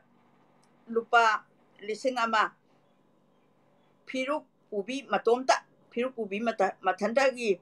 ꯖꯨꯔꯥ ꯅꯠꯇꯕ ꯑꯗꯨꯗꯅ ꯂꯨꯄꯥ 200 ꯔꯥꯙꯥ ꯀ꯭ꯔꯤꯁꯅꯅ ꯂꯨꯄꯥ 100 ꯑꯌꯦꯛꯄ ꯑꯣꯏꯔꯒꯅ ꯂꯨꯄꯥ 1,000 ꯑꯗꯨꯕꯨ ꯃꯃꯥꯡꯉꯩꯗꯗꯤ ꯂꯨꯄꯥ 3ꯗꯅꯤ ꯂꯥꯏ ꯍꯔꯥꯎꯕꯒꯤꯁꯨ ꯂꯨꯄꯥ 3 ꯈꯛꯇꯃꯛ ꯂꯧꯏ ꯍꯥꯏ ꯀलाꯀꯥꯔ ꯏꯕꯣꯕꯤꯅ ꯁꯥꯕ ꯂꯥꯏ ꯐꯗꯤꯕꯤꯁꯤꯡ ꯃꯥꯒꯤ ꯂꯥꯏꯔꯤꯛꯁꯤꯗ ꯎꯠꯂꯤ ꯑꯩꯍꯥꯛꯁꯨ ꯁꯩꯁꯤꯗ ꯈꯤꯇꯪ ꯎꯠꯆꯒꯦ ꯃꯥꯅ ꯁꯥꯕ ꯂꯥꯏ ꯐꯗꯤꯕꯤ ꯍꯧꯖꯤꯛ ꯑꯗꯨꯅ ꯂꯥꯏ ꯌꯦꯛꯄ ꯁꯥꯕꯗ ꯅꯠꯇꯅ ꯑꯣꯖꯥꯁꯦ ꯍꯔꯥꯎ ꯇꯌꯥꯝꯕ ꯑꯃꯗꯤ ꯁꯥꯟꯅ ꯈꯣꯠꯅꯕꯗꯁꯨ ꯊꯋꯥꯏ ꯌꯥꯎꯔꯛꯈꯤ ꯏꯂꯦꯛꯇ꯭ꯔꯤꯛ ꯂꯩꯇꯕꯅ ꯍꯥꯞꯂꯦꯟ ꯑꯃꯁꯨꯡ ꯄꯦꯇ꯭ꯔꯣꯃꯦꯛꯁ ꯁꯤꯖꯤꯟꯅꯕꯒꯤ ꯃꯇꯝꯅꯤ ꯀ꯭ꯔꯤꯁꯅ ꯖꯟꯃꯅꯆꯤꯡꯕꯗ ꯂꯩꯕꯥꯛꯀꯤ ꯍꯔꯥꯎ ꯀꯨꯝꯍꯩꯅꯆꯤꯡꯕꯗ ꯄꯥꯈꯪ ꯂꯩꯁꯥꯕꯤꯁꯤꯡꯅ ꯌꯥꯝꯅ ꯄꯥꯝꯅꯅ ꯂꯤꯀꯣꯟ ꯁꯥꯟꯅꯕꯗ ꯊꯋꯥꯏ ꯌꯥꯎꯔꯛꯏ ꯄꯥꯈꯪ ꯂꯩꯁꯥꯕꯤ ꯌꯥꯝ ꯐꯖꯈ꯭ꯔꯕ ꯁꯥꯟꯅꯕ ꯗꯤꯁꯤꯄ꯭ꯂꯤꯟꯒꯤ ꯃꯈꯜ ꯑꯃꯅꯤ ꯑꯍꯤꯡꯗ ꯁꯥꯟꯅꯕ ꯃꯇꯝꯗ ꯊꯥꯟꯕ ꯊꯥꯎꯃꯩꯗꯨꯕꯨꯅꯤ ꯃꯥꯅ ꯑꯩꯈꯣꯏꯒꯤ ꯍꯥꯞꯂꯦꯟ ꯄꯦꯇ꯭ꯔꯣꯃꯦꯛꯁ ꯍꯥꯏꯁꯦ ꯍꯥꯞꯂꯦꯟꯗꯒꯤ ꯄꯦꯇ꯭ꯔꯣꯃꯦꯛꯁꯀ ꯊꯥꯜꯂꯛꯑꯗꯤ ꯁꯥꯟꯅꯕꯗꯣ ꯑꯆꯧꯕ ꯁꯥꯟꯅꯕꯅꯤ ꯀꯥꯏꯅ ꯌꯥꯝꯅ ꯕꯦꯕꯥꯔꯒ ꯇꯧꯅꯖꯥꯠꯅꯤ ꯑꯩꯅ ꯀꯂꯛꯅ ꯑꯗꯒꯤꯗꯤ ꯀꯔꯤ ꯍꯥꯏꯔꯦ ꯂꯩꯁꯥꯕꯤꯁꯤꯡꯅ ꯌꯥꯝꯅ ꯄꯥꯝꯅꯕ ꯂꯤꯀꯣꯟ ꯁꯥꯟꯅꯕꯗ ꯊꯋꯥꯏ ꯌꯥꯎꯔꯛꯏ ꯀꯣꯏꯕ ꯆꯠꯄꯗ ꯄꯩꯁꯥ 2 ꯃꯇꯦꯛ ꯄꯨꯔꯕꯗꯤ ꯌꯥꯔꯦ ꯀꯣꯏꯕ ꯆꯠꯄ ꯄꯩꯁꯥ ꯄꯨꯅꯩꯗꯅꯀꯣ ꯆꯥꯅꯤꯡꯕ ꯈꯣꯠꯅꯤꯡꯕ ꯆꯥꯕ ꯊꯛꯄꯁꯨ ꯍꯣꯡꯉꯤ ꯂꯨꯄꯥ 1ꯒꯤ ꯉꯥꯇꯣꯟ 100 ꯇꯧꯏ ꯍꯥꯏ ꯂꯨꯄꯥ 1ꯒꯤ 1 ꯔꯨꯄꯤꯁꯀꯤ ꯉꯥꯇꯣꯟ 100 ꯇꯧꯏ ꯑꯗꯨꯕꯨ ꯑꯩꯅ ꯀ꯭ꯂꯥꯁ 2 ꯇꯝꯃꯛꯄ 1950-7 ꯑꯣꯏꯔꯝꯒꯅꯤ ꯃꯗꯨꯗ ꯁꯤꯀꯤꯝꯒꯤ ꯉꯥꯇꯣꯟ 25 ꯇꯧꯕ ꯑꯩ ꯏꯁꯥꯃꯛꯁꯨ ꯆꯥꯍꯧꯋꯤ ꯁꯤꯃꯇꯪꯒ ꯑꯩꯅ ꯄꯟꯖꯔꯝꯒꯦ ꯁꯤꯀꯤ ꯍꯥꯏꯕꯗꯤ 25 ꯄꯥꯏꯁꯇꯣ ꯑꯩꯅ ꯀꯂꯛꯅ ꯇꯥꯏ ꯑꯗꯨꯒ ꯂꯣꯏꯅꯅ ꯀꯣꯡꯕ ꯇꯨꯔꯦꯜꯗ ꯏꯔꯣꯏꯕ ꯏꯔꯨꯞꯄ ꯚꯣꯂꯤꯕꯣꯜ ꯁꯥꯟꯅꯕ ꯈꯨꯠꯅ ꯍꯤ ꯍꯣꯜꯂꯒ ꯑꯍꯥꯟꯕ ꯇꯥꯟꯅꯕ ꯑꯍꯦꯟꯕ ꯏꯁꯤꯡꯗ ꯑꯇꯥꯎꯕ ꯆꯐꯨꯗꯒꯤ ꯀꯕꯣꯛ ꯆꯥꯏꯊꯣꯛꯂꯒ ꯈꯣꯡꯖꯥꯏ ꯃꯥꯡꯖꯣꯡ ꯆꯣꯡꯕ ꯃꯨꯛꯅꯥꯅꯆꯤꯡꯕ ꯇꯣꯏꯅ ꯁꯥꯟꯅꯕ ꯌꯥꯎꯔꯦ ꯑꯩꯈꯣꯏ ꯃꯁꯥꯟꯅꯁꯤꯡꯁꯦ ꯍꯛꯆꯥꯡ ꯌꯥꯝ ꯐꯕ ꯉꯥꯛꯇꯅꯦ ꯑꯩꯈꯣꯏ ꯃꯅꯤꯄꯨꯔꯒꯤ ꯑꯩꯈꯣꯏꯒꯤ ꯍꯥꯟꯅ ꯂꯩꯖꯔꯝꯂꯕꯁꯦ ꯁꯤꯕꯨꯗꯤ ꯃꯤꯉꯣꯟꯗꯒꯤ ꯅꯠꯇꯕ ꯃꯤ ꯗꯒꯤ ꯀꯩꯅꯣ ꯅꯠꯇꯕ ꯑꯩꯈꯣꯏꯒꯤ ꯑꯣꯏꯕ ꯍꯩꯊꯣꯏ ꯁꯤꯡꯊꯣꯏꯕꯁꯨ ꯑꯣꯏꯔꯛꯏ ꯁꯔꯀꯁꯇ ꯁꯔꯨꯛ ꯌꯥꯔꯨꯕ ꯑꯃꯁꯨꯡ ꯌꯨꯝꯕꯥꯟꯕ ꯁꯔꯀꯁꯇꯁꯨ ꯁꯔꯨꯛ ꯌꯥꯔꯨꯕ ꯑꯁꯤ ꯅꯠꯇꯕ ꯈꯔꯗꯤ ꯂꯝꯁꯤꯗ ꯂꯤꯡꯈꯠꯄ ꯁꯔꯀꯁꯇꯁꯨ ꯁꯔꯨꯛ ꯌꯥꯔꯛꯏ ꯃꯇꯥꯡ ꯑꯁꯤꯗ ꯋꯥꯏꯊꯧꯗ ꯁꯔꯀꯁ ꯇꯧꯕꯤꯌꯨ ꯍꯥꯏꯔꯛꯄꯗꯒꯤ ꯁꯟꯒꯥꯔꯤ ꯑꯅꯤꯗ ꯃꯄꯣꯠ ꯃꯆꯩ ꯄꯨꯝꯅꯃꯛ ꯍꯥꯞꯆꯤꯜꯂꯒ ꯁꯔꯀꯁ ꯍꯥꯏꯁꯤ ꯃꯄꯣꯠ ꯆꯪꯉꯤꯀꯣ ꯃꯇꯝꯗꯨꯗ ꯀꯔꯤ ꯀꯔꯤꯅꯣ ꯃꯈꯣꯏꯅ ꯎꯠꯀꯗꯧꯕ ꯑꯥꯏꯇꯦꯝꯁꯤꯡꯗꯣ ꯍꯦꯛꯇ ꯏꯁꯥ ꯏꯊꯟꯗꯅ ꯁꯔꯀꯁ ꯇꯧꯕ ꯌꯥꯗꯕꯅꯤꯅ ꯁꯪꯒꯥꯔꯤꯗꯒ ꯂꯣꯏ ꯍꯥꯞꯆꯜꯂꯦꯗꯅ ꯋꯥꯅ ꯆꯠꯇꯨꯅ ꯌꯧꯔꯕꯗ ꯇꯧꯔꯔꯣꯏ ꯍꯥꯏꯕꯗꯩ ꯇꯣꯛꯏ ꯑꯗꯣ ꯍꯧꯖꯤꯛꯇꯕꯨ ꯐꯨꯅꯗꯅ ꯁꯤꯔꯔꯣꯏꯗ꯭ꯔꯥꯏꯕ ꯑꯗꯨ ꯇꯣꯛꯑꯦꯌꯦ ꯑꯗꯨ ꯀꯩꯝ ꯁꯥꯎꯕ ꯎꯗꯦ ꯑꯗꯨꯕꯨ ꯊꯧꯕꯥꯜ ꯀꯩꯊꯦꯜ ꯁꯟꯗꯪ ꯌꯥꯏꯔꯤꯄꯣꯛ ꯂꯤꯂꯣꯡꯅꯆꯤꯡꯕ ꯃꯨꯛꯅꯥꯅꯆꯤꯡꯕ ꯃꯐꯝꯗ ꯑꯔꯥꯏ ꯑꯔꯥꯏꯕ ꯃꯅꯥꯛꯅꯆꯤꯡꯕ ꯍꯥꯏꯕ ꯃꯅꯥꯛꯅꯆꯤꯡꯕ ꯃꯐꯝꯁꯤꯡꯗ ꯑꯔꯥꯏ ꯑꯔꯥꯏꯕ ꯃꯆꯜꯁꯤꯡ ꯄꯥꯡꯊꯣꯛꯅꯈꯤ ꯅꯨꯡꯗꯥꯡꯗ ꯂꯤꯀꯣꯟ ꯁꯥꯟꯅꯕ ꯆꯠꯇꯨꯅ ꯅꯨꯡꯉꯥꯏꯅ ꯃꯇꯝ ꯂꯦꯟꯈꯤ ꯑꯁꯨꯝꯅ ꯄꯨꯟꯁꯤꯒꯤ ꯃꯊꯣꯠ ꯀꯥꯔꯛꯄꯗ ꯑꯉꯟꯕ ꯃꯇꯝꯗꯗꯤ ꯍꯔꯥꯎ ꯇꯌꯥꯝꯕ ꯆꯦꯟ ꯆꯣꯡꯕ ꯅꯨꯡꯁꯤ ꯅꯨꯡꯉꯣꯟꯒꯤ ꯁꯪꯁꯥꯔꯗꯁꯨ ꯐꯥꯎꯕ ꯃꯄꯨꯡ ꯐꯥꯔꯛꯈꯤ ꯅꯨꯡꯁꯤ ꯅꯨꯡꯉꯣꯟꯀꯥꯁꯤꯁꯨ ꯃꯥꯅ ꯍꯥꯏꯔꯛꯏꯅꯤ ꯑꯁꯨꯝꯅ ꯃꯇꯝꯒꯤ ꯃꯇꯨꯡ ꯏꯟꯅ ꯃꯁꯥꯒꯤ ꯆꯍꯤ 12 ꯁꯨꯔꯛꯄꯗ ꯀꯣꯡꯕ ꯇꯨꯔꯦꯜꯒꯤ ꯋꯥꯡꯃꯗ ꯂꯩꯕꯤ ꯂꯩꯃꯄꯣꯛꯄꯝ ꯅꯤꯉꯣꯜ ꯏꯕꯦꯇꯣꯟ ꯗꯦꯕꯤꯒ ꯅꯨꯡꯁꯤꯅꯔꯛꯇꯨꯅ ꯆꯦꯟꯕꯒꯥꯁꯦ ꯆꯦꯜꯂꯛꯏꯕ ꯆꯦꯟꯕ ꯍꯥꯏꯗꯤ ꯇꯨꯃꯤꯟꯅ ꯂꯣꯟꯅ ꯀꯩꯅꯣ ꯑꯦꯡꯒꯦꯖꯃꯦꯟ ꯅꯠꯇꯕ ꯃꯇꯝ ꯑꯗꯨꯗꯗꯤ ꯆꯦꯜꯂꯕꯗꯤ ꯂꯨꯍꯣꯡꯕ ꯌꯥꯗꯦ ꯍꯥꯏꯕꯒꯤ ꯆꯠꯅꯕꯤ ꯑꯃ ꯂꯩꯗꯅ ꯀꯩꯅꯥ ꯀꯠꯇꯨꯅ ꯄꯨꯟꯁꯤ ꯈꯣꯡꯂꯣꯏ ꯑꯣꯏꯃꯤꯟꯅꯈꯤꯗꯣ ꯑꯩ ꯅꯍꯥꯟꯁꯨ ꯃꯇꯥꯡ ꯑꯃꯗ ꯄꯟꯖꯈꯤꯕꯗꯣ ꯀꯩꯅꯥ ꯀꯠꯄ ꯄꯣꯠꯂꯣꯏ ꯁꯦꯠꯇꯦ ꯑꯗꯨꯒ ꯕꯣꯔꯁꯨ ꯀꯩꯅꯣ ꯇꯧꯗꯦ ꯐꯥꯟꯗ ꯐꯝꯃꯤ ꯑꯗꯨꯒ ꯑꯗꯨꯃꯥꯏꯅ ꯇꯧꯔꯒ ꯂꯩ ꯑꯃ ꯍꯨꯛꯅꯔꯒ ꯑꯗꯨꯗ ꯀꯩꯅꯥ ꯀꯠꯄꯒꯤ ꯊꯕꯛꯁꯦ ꯄꯥꯡꯊꯣꯛꯑꯦꯕ ꯃꯅꯤꯄꯨꯔꯒꯤ ꯀꯔꯝꯕ ꯀꯂꯥꯒꯤ ꯇꯥꯡꯀꯛꯇ ꯆꯟꯕꯒꯦ ꯃꯅꯤꯄꯨꯔꯒꯤ ꯀꯔꯝꯕ ꯀꯂꯥꯒꯤ ꯇꯥꯡꯀꯛꯇ ꯆꯟꯕꯒꯦ ꯑꯣꯖꯥ ꯏꯕꯣꯕꯤ ꯍꯧꯖꯤꯛ ꯃꯁꯥꯒꯤ ꯆꯍꯤ 32 ꯁꯨꯔꯛꯂꯦ ꯄꯨꯟꯁꯤ ꯆꯨꯞꯄ ꯊꯋꯥꯏ ꯇꯥꯅ ꯍꯩꯅꯖꯕ ꯀꯂꯥ ꯃꯈꯜ ꯑꯁꯤ ꯀꯔꯤꯅꯣ ꯍꯥꯏꯕ ꯑꯩꯈꯣꯏꯗ ꯈꯪꯗꯣꯛꯄ ꯗꯔꯀꯥꯔ ꯂꯩꯒꯅꯤ ꯀꯔꯝꯕ ꯈꯨꯌꯦꯛ ꯀꯔꯝꯕ ꯁꯪꯁꯥꯔꯒꯤ ꯆꯔꯤꯇ꯭ꯔꯁꯤꯡꯅꯣ ꯍꯥꯏꯗꯨꯅ ꯇꯨꯡꯗ ꯂꯥꯛꯀꯗꯧꯔꯤꯕ ꯀꯂꯥ ꯅꯨꯡꯁꯤꯖꯕ ꯃꯤꯑꯣꯏꯁꯤꯡꯗ ꯈꯪꯕꯗ ꯊꯣꯏꯗꯣꯛꯅ ꯀꯥꯟꯅꯒꯅꯤ ꯑꯩꯈꯣꯏꯅ ꯎꯕ ꯐꯪꯉꯤ ꯑꯗꯨꯗꯤ ꯃꯅꯤꯄꯨꯔꯒꯤ ꯂꯥꯏ ꯌꯦꯛꯄꯒꯤ ꯈꯣꯡꯆꯠ ꯑꯁꯦ ꯆꯥꯎꯔꯥꯛꯅ 3 ꯊꯣꯛꯅ ꯌꯦꯡꯕ ꯌꯥꯏ ꯑꯍꯥꯟꯕꯗ ꯈꯨꯅꯨꯡꯒꯤ ꯅꯠꯇ꯭ꯔꯒ ꯑꯩꯈꯣꯏꯅ ꯂꯨꯅ ꯕꯦꯕꯥꯔꯒ ꯂꯣꯏꯅꯅ ꯊꯝꯖꯔꯤꯕ ꯃꯩꯇꯩꯁꯤꯡꯒꯤ ꯄꯥꯔꯤ ꯄꯨꯔꯤꯒꯤ ꯆꯠꯅ ꯂꯣꯟꯆꯠ ꯂꯩꯁꯦꯝꯕꯒꯤ ꯋꯥꯔꯤꯅꯆꯤꯡꯕ ꯌꯥꯎꯕ ꯈꯪ ꯍꯩꯔꯕ ꯑꯣꯖꯥ ꯃꯩꯆꯧꯁꯤꯡꯅ ꯃꯩꯇꯩ ꯃꯌꯦꯛꯇ ꯈꯨꯠꯅ ꯏꯔꯝꯕ ꯄꯨꯌꯥꯁꯤꯡꯅ ꯌꯦꯛꯂꯤꯕ ꯂꯩꯏꯅ ꯅꯝꯅ ꯌꯥꯎꯕ ꯃꯅꯥ ꯃꯁꯤꯡ ꯂꯩꯁꯨꯗꯒꯤ ꯁꯦꯝꯕ ꯃꯆꯨꯁꯤꯡꯅ ꯌꯦꯛꯁꯤꯟꯕ ꯑꯌꯦꯛꯄ ꯑꯃꯗꯤ ꯃꯅꯤꯄꯨꯔꯒꯤ ꯑꯍꯥꯟꯕ इहान हानबा अयेक्पसिंगनी इंसोक कारीगरगी ममिंग मथा यावदबा पुयासिंगदगी पाखंगबगी पाफल मवोंग चहुम हुंफु मरीना चिंगबसु येक्तुना ताकपा याव अनि सुबा तांका गसिदा 19 सुबा चही चादा मैदिंगु गरीबनी वाजना पानबा लिसिंगमा चात्रे सुमना मापन दगिना लिसिंगमा चात्रे नि फुनि पान भावसे गरीबनी वाजना पानबा मतमनी अखोइना कनो अखोइगी हिंदू धर्म का लौरकपा कैदोबा मयामसे नोंपोक भारत लोमदगी लाकपा रामानी वैष्णविज्म अदुगा मैदिंगु भैगा चंद्रा लिसिंगमा चात्रे यांखै मरी दगिना लिसिंगमा चात्रे मफु मापनगी मतमदा खम थेंगना पाक साना संदोखिबा चट्टने महाप्रभुगी गौरिया वैष्णविज्मगी वारी छिंगबुल कयाबु छिंथादुना येकपा साबगी थोलखिबा लाइखुये अदुनी माना मखल अनि सुना पीरी तांकागसिदा ममिंग चखिबा कलाकार खरदी हौबम लिगलाई खोंबा मंगसाताबंग आंगांग मचा निंगथौजम भद्र सिंह मंगसाताबम कलाचान असिनी मखोइना सना कोनुंगदा मथंग मथंग कारीगर सिंह असिनी अदि सना कोनुंगदा मोइगी फम पीदना लेखरबा मखोइ सना कोनुंगदा मथंग मथंग कारीगर ओइबदगी राधा कृष्ण रासलीला गौरलीला शिव विष्णु लक्ष्मीना चिंगबा अमदि मोयरांग परबा गा मरी लेनबा वारी यावबा अयेक्पसिंग तंपाक सिनबा थुंगना संदोरखी याम ngalingay matamni konungdada natana saknairaba kalakar kaya marumbu hindu dharmaga mari leinaba lai kaya mum yekhi amasung saki maming kharadang pallabada rajkumar yunjau sana sing laurembam kamdeba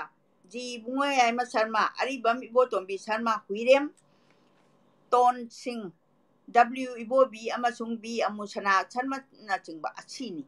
मचिंग लांगमद्रबा लाइसिंग हंजन हंजना येपदी मणिपुर लाई येपगी ट्रेडिशन अमा सागलपनी ahum suba dhanmada yumpham oiraga traditional khuyek asigi makha chatharak laga chaurangna kun suba chahi chagi ahanba tangkaktagi khunungi tradition nattaba matamsida nungsuk lomdagi lakpa contemporary modern nattaba posak singbu matau tamduna mananaba yekpa sabagi academy khuyek lomda naksinaba amasung creative art lomdagi lapthorakpa realistic khuyek ama kun suba amadi mioibagi saktam maithong portrait chamagi nat mayek seng na utanaba hotnaba nongsuk longi mioibagi sawong chanda anatomy potki athapa anakpa utpagi haisingba utpa khui engni Rajkumar Chandrajit Singha architect harise huji kano lairiba haibadi mana yambagi magi studio laidana lairiba se Chandrajit Chana huirem gauro na chingba sebak sa khasing asina khuyek asiga maruoiba khuyek asigi maruoiba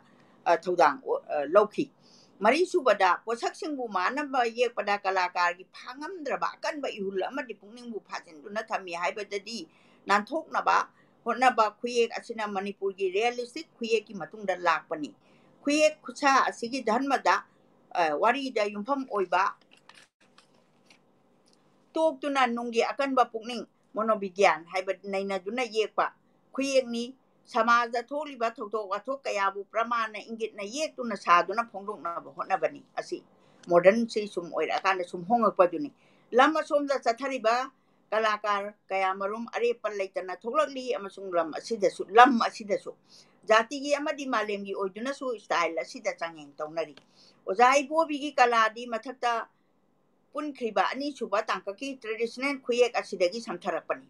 bisoy su dhanma amasung moirang parabagi wari singni loinana marak marakta nat ki kangluki oiba saktam sing mathel ama oina laisal semi panba yabadi hindu dhanma changlakpada anauba khuyek ama changlaklabasu hindu mamangi maitai singi oijaba lai singi atya guru sidaba soraren chanamahi pakhangba ima laimren sidabina chingba punamak asigi atma haibadi miramlen gi wang mada leiba sangsar bu thajaba budi tampaki mioi basingna kajongoi dasu thawajaba langjaba tawjadi adi mirai ba tawdi hariba singpak turen uwa prakriti pumba sisu thawai pali amasung makoi punamak se atma lei haina ki na luna tawje adi singpak turen hujik ngachi ekoina mirai riba aikoi gi singpak turen uwa kana mirai riba se matamduda khalami ba wakhalon se ekoina khajitang lepakanda kitang khantaminasi Hindu dharma gi mamang amasung matungi channa lonchat animak punnan latnai sonai tampaki lamdam chinda channa lonchat amadi dharma ani gi yanchinnaba phal oina manipur traditional lai khuye kasi oirakibani ojai bobi gi kala se lamdam asida hawa nungsit channa rol lai tin gi wari tin wari wakhongi mami tai ojai bobi kala bu naina ba composition ojana yegli ba bisoiga iroina na composition gi mong su top topi khudam oina isoda bhakti utpa ningjaba ma oina yegli ba mioi ba gi saktam bu oira ba su prakriti gi chingman bu oira ba su maroi ba masak lai sing canvas mayai da tham centralize nata ba sing na yet oida changman na utli uwa sing su na yeta khalkai da nai balance composition khudam oina gauralila gi saktam da nityai nandaga mahaprabhu ga mayaida aduga bhakta mayamna na yeta khalchana na ye thamliba pot thamsing ase ayeng bana maru oiba mi sing da miyeng sing silali canvas ki wang mada chaning hande machu sijina badda su nityai nandagi phijol aya pa ureng machu amasung atyagi machu ase mahaprabhu gi na komla machu amasung angang bana leitengi aidi mahaprabhu lamboi bagi akoi gi komla machu se gerwa machu se atai bhakta singna ayang ba ngau ba phajo ngakta selali mayai da kan ba machu ani asi lei composition asi su amu hanna thogat na ba jogai mathai machin manau ngaksang ngang ba higok machu gi phajom thangna na machu ani ase mahi thogat ne jogai mathai sina khara kitang aping ba mi phuba ka do bani na magi kanu sei sida yamna lal color ai angang ba se moina seasonary ba machin manau ani gi matai da leira ba su ayak ba angang ba amasung asang ba machu na namba composition asigi magun hengalali mamang thang ba sarukta machin manau na leira sigi mieng da lamba oina masagi kuchu ꯑꯇꯤꯌꯥꯒꯤ ꯃꯆꯨ ꯑꯣꯏꯕ ꯀꯣꯝꯂꯥ ꯃꯆꯨꯒꯤ ꯐꯩꯖꯣꯝ ꯁꯦꯠꯄ ꯑꯔꯨꯝꯕ ꯃꯪꯒ꯭ꯔꯥ ꯃꯆꯨꯒꯤ ꯄꯨꯡꯌꯩꯕ ꯑꯃ ꯊꯝꯂꯤ ꯑꯗꯨꯒ ꯑꯇꯣꯞꯄ ꯄꯨꯡꯌꯩꯕ ꯑꯃꯅ ꯃꯌꯥꯏ ꯑꯣꯏꯔꯞ ꯇꯧꯕꯅ ꯑꯃꯨꯛ ꯊꯝꯃꯤ ꯑꯗꯨꯒ ꯀꯝꯄꯣꯖꯤꯁꯟ ꯑꯁꯦ ꯆꯨꯊꯦꯛ ꯑꯍꯨꯝ ꯅꯥꯏꯕ ꯇ꯭ꯔꯦꯡꯒꯨꯂꯔ ꯃꯑꯣꯡꯅꯤ ꯃꯔꯝ ꯑꯗꯨꯅ ꯃꯤꯐꯝ ꯍꯣꯡꯕ ꯅꯥꯏꯗꯅ ꯃꯌꯥꯏꯗ ꯂꯩꯔꯤꯕ ꯏꯕꯨꯡꯉꯣ ꯑꯅꯤꯗ ꯃꯌꯦꯛ ꯁꯦꯡꯅ ꯚꯛꯇꯤ ꯀꯠꯄ ꯎꯠꯂꯤ ꯀꯩ ꯐꯥꯕ ꯁꯤꯅ ꯃꯣꯏꯔꯥꯡ ꯄꯔꯕꯒꯤ ꯃꯇꯥꯡꯅꯤ ꯃꯣꯏꯔꯥꯡ ꯄꯔꯕꯒꯤ ꯈꯝꯕ ꯅꯣꯡꯕꯥꯟꯅ ꯀꯩ ꯐꯥꯕꯒꯤ ꯁꯛꯇꯝ ꯎꯠꯄ ꯌꯦꯛꯄꯗꯁꯨ ꯅꯣꯡꯕꯥꯟꯕꯨ ꯀꯩꯅ ꯁꯣꯛꯂꯕ ꯃꯇꯨꯡꯗ ꯐꯩꯔꯣꯏ ꯖꯥꯝꯕꯒ ꯀꯩ ꯐꯥꯕꯒꯤ ꯃꯑꯣꯡ ꯃꯌꯥꯏꯗ ꯊꯝꯃꯤ ꯑꯀꯣꯏꯕꯗ ꯂꯩꯔꯤꯕ ꯁꯝꯕꯜꯒꯤ ꯃꯊꯛꯇ ꯐꯝꯕꯥꯛ ꯁꯥꯗꯨꯅ ꯑꯉꯝ ꯑꯊꯧ ꯃꯉꯥ ꯈꯛꯅ ꯀꯨꯝꯃꯩ ꯌꯦꯡꯂꯤ ꯁꯝꯕꯜꯒꯤ ꯑꯣꯏꯔꯣꯝꯗ ꯃꯊꯛ ꯑꯣꯏꯔꯞꯅ ꯊꯣꯏꯕꯤ ꯁꯦꯅꯨ ꯈꯝꯅꯨ ꯑꯊꯥꯞꯄꯗꯒꯤ ꯀꯨꯝꯃꯩ ꯌꯦꯡꯕ ꯂꯥꯛꯂꯤ ꯑꯗꯨꯒ ꯐꯨꯕꯥꯜꯂꯥ ꯍꯅꯨꯕꯅ ꯊꯣꯏꯕꯤꯗ ꯀ꯭ꯋꯥ ꯂꯥꯜꯂꯤ ꯌꯥꯝꯅ ꯍꯩꯁꯤꯡꯅ ꯊꯣꯏꯕꯤ ꯈꯣꯏꯒꯤ ꯑꯄꯨꯟꯕꯒꯤ ꯈꯜ ꯁꯦꯝꯅꯕ ꯌꯦꯠꯂꯣꯝꯗ ꯐꯝꯂꯤꯕ ꯃꯣꯏꯔꯥꯡ ꯅꯤꯡꯊꯧꯒꯤ ꯃꯊꯛꯇ ꯈꯜꯂꯤꯕ ꯄꯦꯒꯤ ꯃꯊꯣꯟ ꯑꯍꯨꯝ ꯍꯥꯞꯇꯨꯅ ꯂꯨꯝꯅ ꯌꯦꯛꯏ ꯂꯣꯏꯅꯅ ꯅꯤꯡꯊꯧꯒꯤ ꯃꯥꯏꯀꯩꯔꯣꯝꯗ ꯊꯣꯡꯂꯦꯟꯅ ꯍꯧꯒꯠꯇꯨꯅ ꯊꯥꯡꯁꯥꯡ ꯄꯥꯏꯔꯒ ꯍꯔꯥꯎꯅ ꯌꯦꯡꯂꯤ ꯁꯒꯥꯏꯊꯛꯀꯤ ꯑꯣꯏꯔꯣꯝꯗ ꯀꯩꯅ ꯁꯣꯛꯂꯕ ꯅꯣꯡꯕꯥꯟꯕꯨ ꯀꯕꯨꯏ ꯁꯂꯥꯡ ꯃꯥꯏꯕꯅ ꯄꯨꯛꯁꯨꯗꯨꯅ ꯂꯥꯏꯌꯦꯡꯂꯤ ꯃꯇꯝ ꯑꯃꯗ ꯃꯥꯏꯕꯅ ꯄꯨꯛꯁꯨꯔꯒ ꯑꯅꯥꯕ ꯌꯦꯡꯉꯝꯕꯒꯤ ꯃꯇꯝ ꯅꯤ ꯗꯥꯛꯇꯔꯒ ꯂꯥꯛꯇ꯭ꯔꯤꯉꯩꯒꯤ ꯅꯣꯡꯕꯥꯟꯒꯤ ꯃꯄꯥ ꯏꯕꯨꯡꯉꯣ ꯑꯉꯣꯝ ꯅꯤꯡꯊꯧꯅ ꯂꯥꯡꯇꯛꯅꯅ ꯉꯥꯏ ꯆꯥꯎꯕ ꯑꯃꯁꯨꯡ ꯖꯨꯕꯔꯥꯖ ꯆꯤꯡꯈꯨꯕꯅ ꯅꯨꯡꯉꯥꯏꯅ ꯀꯨꯝꯃꯩ ꯌꯦꯡꯂꯤ ꯅꯨꯡꯉꯥꯏꯔꯤꯕ ꯑꯃꯗꯤ ꯃꯥꯡꯂꯣꯝꯗ ꯑꯣꯟꯁꯤꯜꯂꯒ ꯀꯩꯒꯤ ꯃꯕꯨꯛ ꯊꯪꯕ ꯁꯔꯨꯛꯁꯤꯡ ꯌꯦꯡꯕꯗ ꯍꯪꯒꯣꯏꯒꯅꯤ ꯍꯥꯏꯕꯒꯤ ꯃꯇꯥꯒꯨꯝ ꯆꯔꯣꯠ ꯍꯥꯕꯨꯡ ꯑꯃ ꯌꯦꯛꯂꯤꯕꯒꯤ ꯃꯃꯥꯏꯃꯛꯇꯗ ꯌꯦꯛꯁꯤꯟꯗꯨꯅ ꯈꯨꯝꯖꯤꯜꯍꯜꯂꯤ ꯃꯆꯨ ꯁꯤꯖꯤꯟꯅꯕꯗ ꯑꯉꯥꯡꯕ ꯑꯁꯪꯕ ꯎꯔꯦꯡꯅ ꯅꯝꯅ ꯁꯤꯖꯤꯟꯅꯗꯨꯅ ꯃꯍꯩ ꯃꯒꯨꯟ ꯊꯧꯒꯠꯍꯜꯂꯤ ꯃꯣꯏꯒꯤ ꯀꯂꯔꯤꯡꯗꯨꯕꯨꯅꯤ ꯁꯤꯗ ꯄꯤꯔꯤꯁꯦ ꯃꯊꯧ ꯊꯧꯒꯠꯍꯟꯕ ꯍꯥꯏꯕꯁꯦ ꯑꯀꯜ ꯑꯊꯧꯒꯤ ꯀꯝꯄꯣꯖꯤꯁꯟꯗ ꯁꯤꯖꯤꯟꯅꯕ ꯌꯥꯝꯅ ꯆꯥꯅꯍꯜꯂꯤ ꯑꯉꯥꯡꯕ ꯃꯆꯨ ꯌꯥꯝꯅ ꯆꯦꯛꯁꯤꯟꯅ ꯌꯦꯛꯏ ꯌꯦꯠꯂꯣꯝꯗ ꯂꯩꯔꯤꯕ ꯈꯝꯕꯒꯤ ꯑꯉꯥꯡꯕ ꯈ꯭ꯋꯥꯡꯌꯦꯠ ꯑꯃꯁꯨꯡ ꯑꯉꯝꯕ ꯆꯥꯎꯕꯒꯤ ꯑꯉꯥꯡꯕ ꯐꯨꯔꯤꯠꯈꯥꯎꯗ ꯐꯨꯔꯤꯠꯀ ꯂꯥꯝꯕ ꯁꯦꯝꯃꯤ ꯌꯥꯝꯅ ꯂꯝꯕꯥ ꯁꯦꯝꯃꯤ ꯌꯥꯝꯅ ꯆꯦꯛꯁꯤꯟꯅ ꯁꯤꯖꯤꯟꯅꯕ ꯃꯆꯨꯒꯤ ꯐꯖꯕꯅꯤ ꯃꯆꯨ ꯀꯂꯔꯤꯡꯁꯦ ꯀꯥꯎ ꯐꯥꯕꯒꯤ ꯃꯇꯥꯡꯗ ꯀꯥꯎ ꯐꯥꯕ ꯑꯌꯦꯛꯄꯁꯤꯗ ꯎꯠꯂꯤꯕ ꯀꯥꯎꯒꯤ ꯑꯌꯥꯛꯄ ꯑꯉꯥꯡꯕ ꯃꯆꯨꯅ ꯀꯨꯝꯁꯟ ꯔꯦꯠ ꯀꯥꯎꯒꯤ ꯑꯀꯟꯕ ꯁꯛꯇꯤ ꯃꯄꯥꯡꯒꯜ ꯐꯣꯡꯗꯣꯛꯏ ꯃꯆꯨ ꯑꯁꯤꯅ ꯑꯌꯦꯛꯄꯁꯤꯒꯤ ꯈ꯭ꯋꯥꯏꯗꯒꯤ ꯆꯥꯎꯕ ꯃꯑꯣꯡ ꯑꯁꯦ ꯑꯀꯣꯏꯕꯗ ꯂꯩꯔꯤꯕ ꯑꯉꯝ ꯑꯊꯧ ꯑꯃꯗꯤ ꯎꯊꯛꯇ ꯐꯝꯗꯨꯅ ꯂꯩꯔꯤꯕ ꯀꯨꯝꯃꯩ ꯌꯦꯡꯂꯤꯕꯤ ꯁꯦꯅꯨꯊꯣꯏꯕꯤ ꯑꯃꯁꯨꯡ ꯎ ꯃꯅꯥꯛꯇ ꯊꯧꯔꯤ ꯄꯥꯏꯗꯨꯅ ꯂꯦꯞꯂꯤꯕꯤ ꯈꯝꯅꯨ ꯃꯆꯦꯗꯣ ꯄꯨꯝꯅꯃꯛ ꯅꯝꯊꯕ ꯉꯝꯍꯜꯂꯤ ꯃꯈꯥꯗ ꯂꯩꯔꯤꯕ ꯅꯥꯄꯤ ꯍꯧꯕ ꯂꯝꯄꯥꯛ ꯃꯆꯨꯒꯤ ꯄꯥꯠꯄꯨ ꯀꯣꯏꯁꯤꯜꯂꯤꯕ ꯂꯩꯔꯥꯏ ꯄꯥꯠꯄꯥꯟꯗ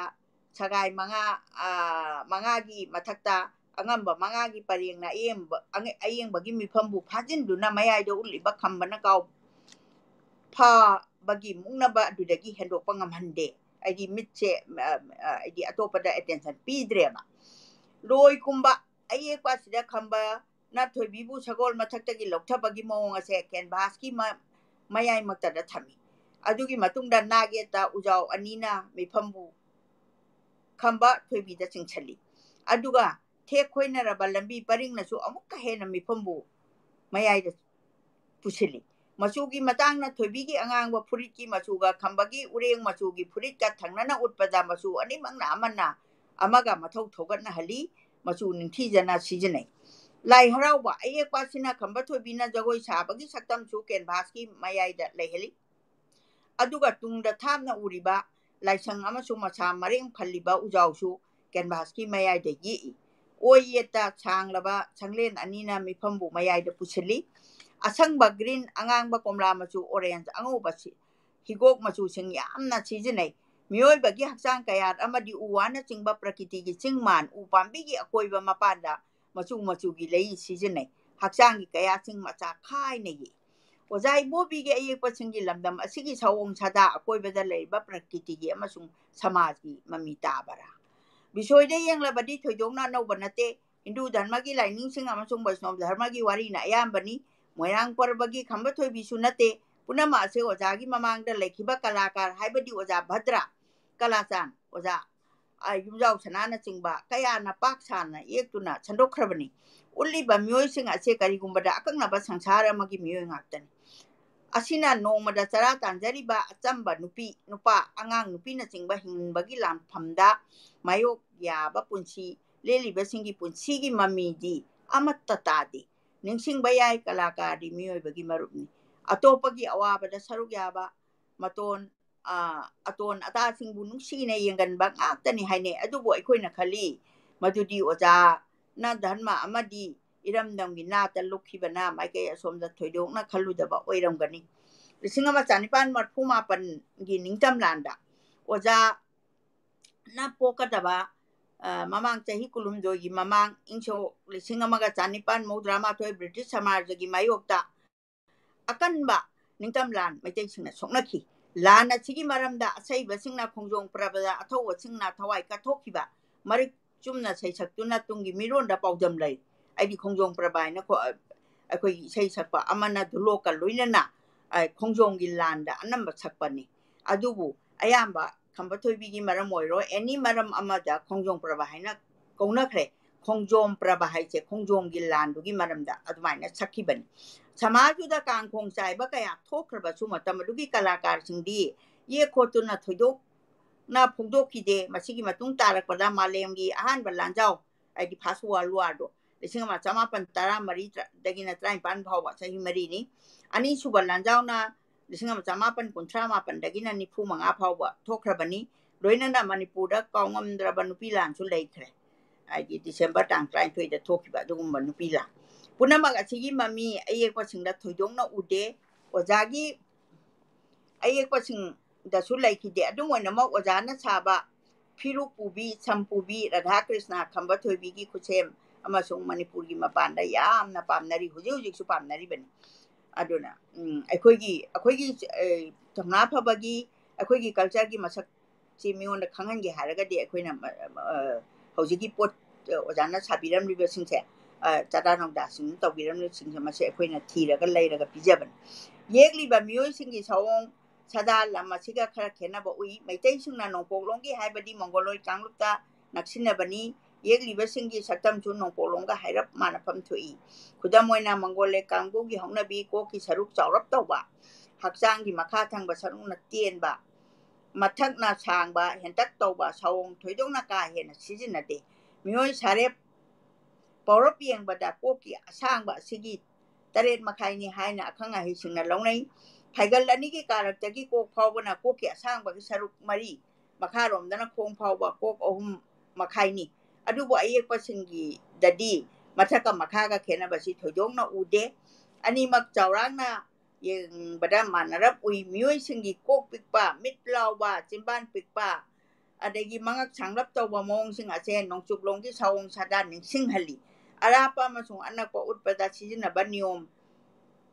थोइदोंना ngakpa ude khudamoina thoibi na loikumba utpada saktamda oida uriba yumase nupi ase ka hena pikmali loinana mangda mayaida middle ground amasung matungda lairiba una napi singbi sing ase arapa anakpa yengdana chapmana ba mongda machu arum ayang manana ui lapthokibagi mong matung ina machu amasung arum ayang tonel value khenaba ugani सिजिनरिबा मचुसिंग असे महौसागी लैना उना लैपाक Uri वारीदगी सेमलकपा येकपगी महुता बाजारदगी फंगबा मचु ngaktana sille yamna kupna lai yekpagidi ojana loijaba hodungi yanglenda hauba matu dagi semba turi ne ye ojasi turi ga semiba hojeng hodungi yanglenda hauba matu makupto punamaga sigi maramdi hojikalda mapal lamdagi laina changlakpa ekpa saba readymade machu kayamarom asidagi oiramba yai matamna porakpa ohongmani thingbada wagani amaromda yengluragasu khunungi traditional oiba khuyekta hojikalgi niyom kanan nga kadobani haibase thoidokna leite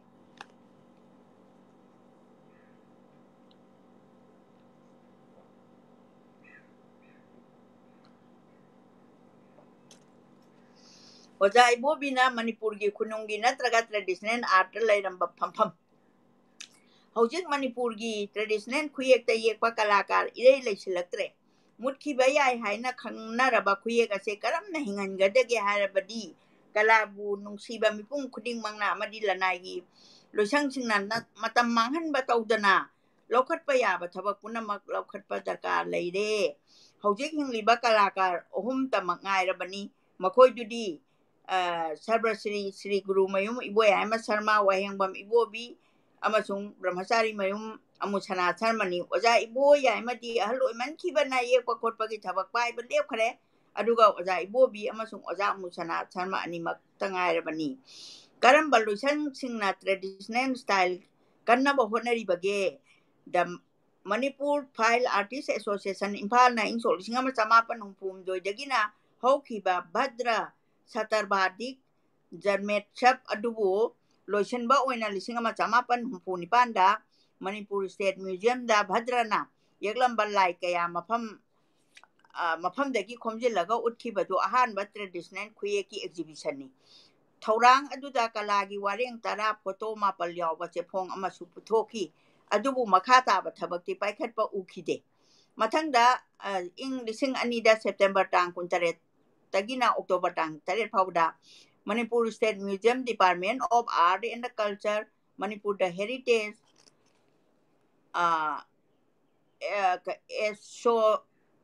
Socio-Cultural Organization of Manipur Impal Amadi Indira Gandhi Rashtriya Manav Sangralaya Bhopal na punna senduna numitarani ki traditional style of Manipur painting hai na mingthon ba workshop ama Manipur ki konung da pangthok ki punna traditional painter mari haibadi masam betombi sing lisingama samapan tra mari dana lisingani ani bawa wayang ibobi lisingama samapan tra mari samurai lapang gopal sama lisingama samapan tra mga amasung brahmachari mayum amusna sarma lisingama samapan tra mapal amadi naharol artist Nepal Khaka LM Sotis Singha P Premjit Singha N Mohesh Kumar Singha A Joy Chandra Sharma E Keshosan R.K. Tombisana G Rajendra Sharma Amasung P Boroni Singha Punna P Boroni Singha Punna Yaminaki Naharol artist Singha Thainagi Kuyega se Kusina Hoba Sinba Taurani Kusina Hona Basinba Tainagi Kuyese Adubu Naharol Singnadi Horokpagi Dagina Matama Sigi Kuyeg Asida Satarapagi Asala Ite Haibaya Me Tantara Lisingani Sumna Taret Ta Manipur State Museum Amasung Allahabad Museum Allahabad Anina Punna Sinduna Traditional Post Meet and Exhibition Haiba Nominigi Oiba Museum Pangtokani Ahalo namasuna harol artist na punna sumina kiba thoksila dusu maipaki lising ani sumna tareta July gitang ni panda Sharma Arts and Craft House Impal Eastern General Cultural Center Kolkata na sentang makada Guru Shishya Parampara haiba thoksilgi makada naha artist marikak nupa ani yauna tha manga chupna traditional kuyekta layekpa sabagi thabak Sri B. Amusna Sarmagi Lamjing Makada Chataki, Toromasida Waring, Mapal Yawa Japong Amasuputoki, Tawayauna Siliba Torom Sing Asina traditionally Oiba Kuyek Asimaki Gatabadagi, Yokapang Amlagadra Haibase, Hoji Pawa Hangama Oidi, Kalakar Alama, Ani Sina like Hyderabada Kuyek Ase, Kusa, Sigi Pibam Kari Dage Kanbada, Mamna Tui, Matang Asida Marile Nabasarkagi Toksil, Makada Matiksaba Mio Sing. Da fellowship piduna mamutana chijin bagi darkar lay ozana yamna langtak na base aikoi sarkar na karigumba aibadi selthungi karigumba mangin thabidragadi lanai missing sidi aikoi laira jabanina masida aikoina makha thabanga moido bodo adugini ozana somda panbiri se loina na traditional khuye khusabi oina tongan baloisang ama lingbasu tangai phate Ozai Bobina Utpa Saman Mana Tum Arobeda Huji Powder Arepan Latana Sahi Marfu Tramari 94 Suraba Powder Nat Kila Yegli Balai Padisha Bisariba Ozai Bobigi Punchi Amadi Mamal Naidrabani Punchigi Nungauram Powder Atat Palatana Canada Sukolak by Tiba Sauron Canning by Audaba Ayuk Nungtil Numidang Power Zana Lamjing Biduna Imung Hupna Tabak Suri Tagat Patadabaka Isuna Sumbalate Punchi Sikalani Kaladi Shona Piba Pazaraba Tumba Madi Loina Drabadani Haina Ozai Bobi si de Hidani. I did see a sea babu Mohana, Hingalanba, Namba Susi, Roida Bahida to Bune, when a sea de Hidak and Heidi say. Adu Ozagi Puncina Madikala Duk Aniki Langdai, haibadu oire ojagi asugumba langlaba senglaba punsi amasung kalagi aripan laitana chentharagliba ihulase matam chuppagi oina chentanaba Government of India Ministry of Textile Commissioner Handicraft Marketing amasung Service Extension Center Manipur gi khutangda thagi lupa lising amamam piri lising ama samapan maudrada Manipur Sahitya Parishadna Shilpa Bhushan haiba upadi manado lising ama samapan maudra tareta Director of Commerce and Industry Manipur State Award Master Craftsmanship pikre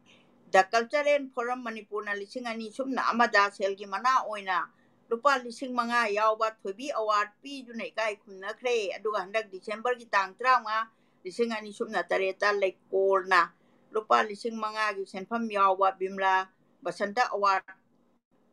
pi juna ojabu ikai khumna khre ojagi punsina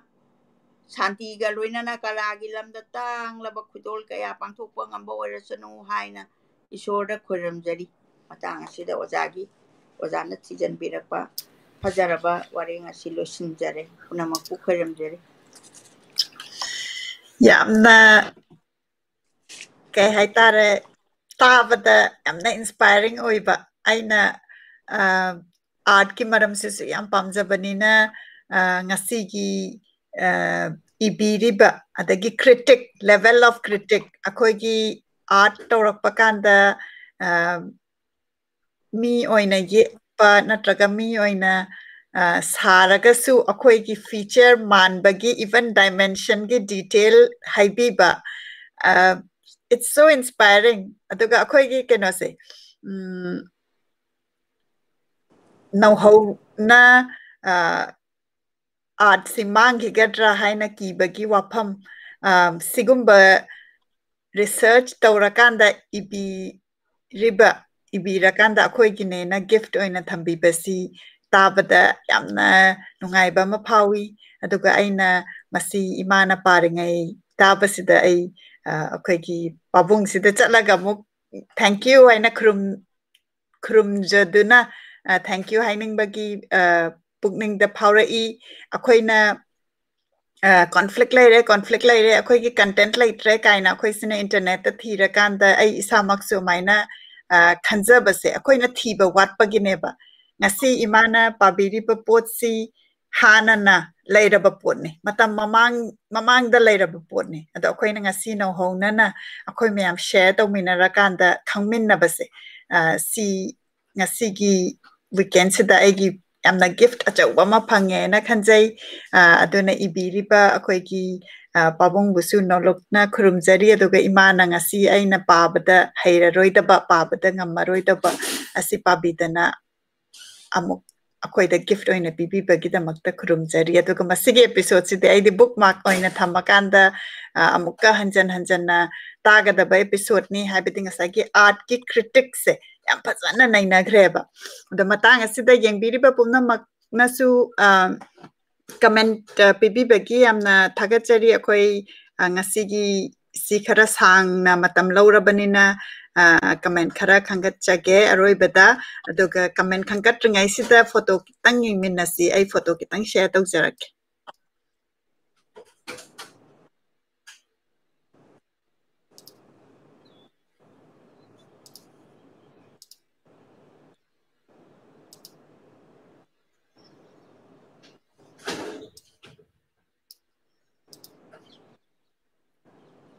sigi photo aina pukhatsara iba si ngasigi pakriba wareng ibirakpa research tawbidana yam phasana critic tawbirakanda art ki maramda akoina khangba ngambase si Professor Thoiding Jamtum B Singh mingoina panjarabada National Lalit Kala Academy Awardee oibiba aduga akoigi Manipur ki oina eminent artist oiduna lebiriba sigi picture asi share tawjabani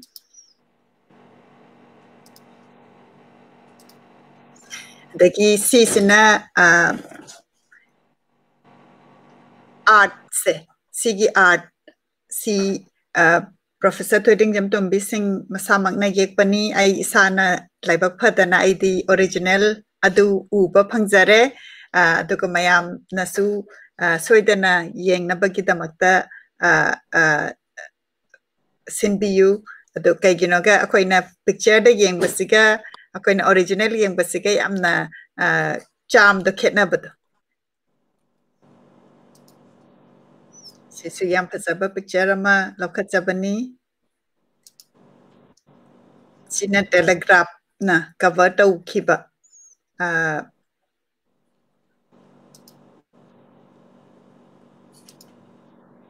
dagi imana asai ahanba da pabikhiba adugi content tugi picture amani dagi aina sidaista kalakar wahengbam Ipobi Singhagi punsi wari hujuzik pabikhibado adugi content kitang pujage ngasai imana refer tawkhiba statue khamba thoibi ki statue sabagi picture kitang khachabani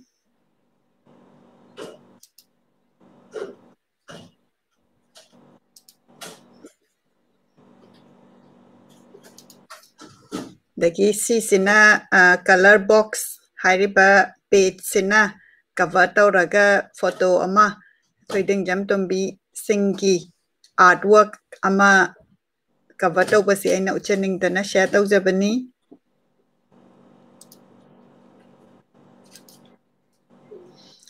dagi aina yamna nungaiba mana hujuk akoigi pabungsi Facebook ta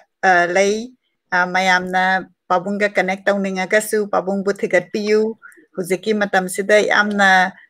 text heavy oiba adagi picture yamna phajaba mayamsu upload tawbiduna thambire artist ama oina lam koirakanda museum mayamda chatpagi picture mayam sisu ubada yamna nungaijai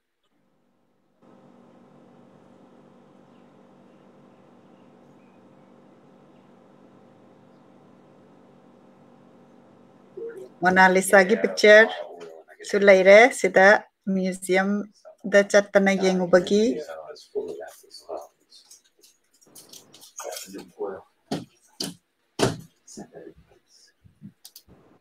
sigi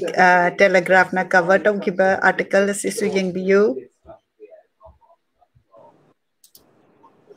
dagi aina Google da Thizabakanda Manipur Past and Present Hariba book sida Situation of Art in Manipur Haina chapter asisu ibibani masisu yengkhatpiraga pabiyu ai isamaksu yengkhatsaraga panabagidamakta ai leizeri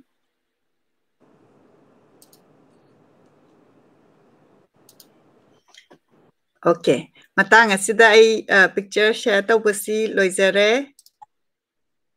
duga comment amani khatang khangat jage akoigi matamsi kitang thengjelabanina yengbiriba pumnamakpu yamna nungaijai kadaidagi yengbirino haibadu panbirakpa Sega Lambi Imphal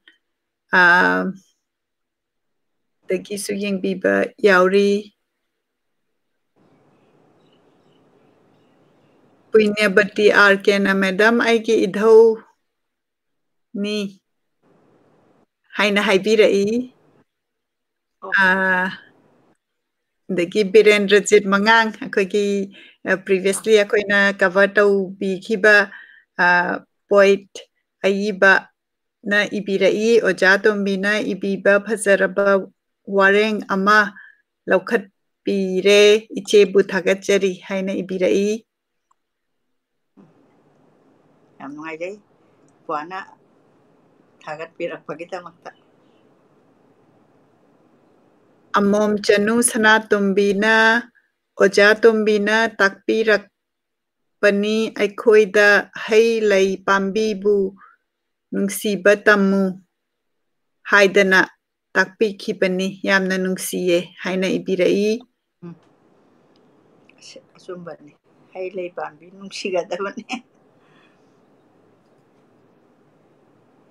Bimabati Thiam Ongbina yamna phajaba wareng si ojana amuk nonghonana tahanbire haina ibirai. Maibam Banesorina Imai Bemagi Warisi Taba Haukrabadi Loidri Pauba Dum Taningdana Leire Haina Ibirai. Tagi akoigi yengbasida Langthabal Leptagi Suresh su yengbiri yamna nungaijai mayamna share tawbibagi aduga aina huziki ngasigi numitki wareng se taba kanda ngasai aina so hana haijakhiba akoina akoigi pot leitre akoigi pot se cover tawdre kaina haidana akoina internet ta search tawba kanda sigi content se thoklo oeba si kaigino hairakanda akoina content se di already leirabane manipur da akoina thijanba watpagini aduna yengbiriba pumna magna akoigi program se masi kanagani akoina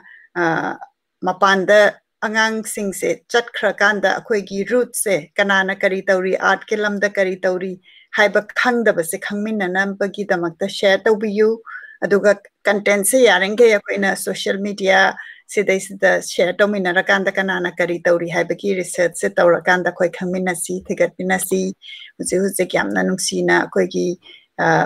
pabungna akoigi art se future sida kamaina tawgani olden past ki mummy taba habiti even akoigi mi ama yekpa kanda akoigi features se manba ngasagi dimensions ai amuk tajaga doirim ni ngasagi critic tawbasida yam detail oina tawbiba sigumba se akoina tara kanda yamna talented oiba artist me am ai ujai Facebook ta dum thagat pirakpa the sigi details si loksalla kanda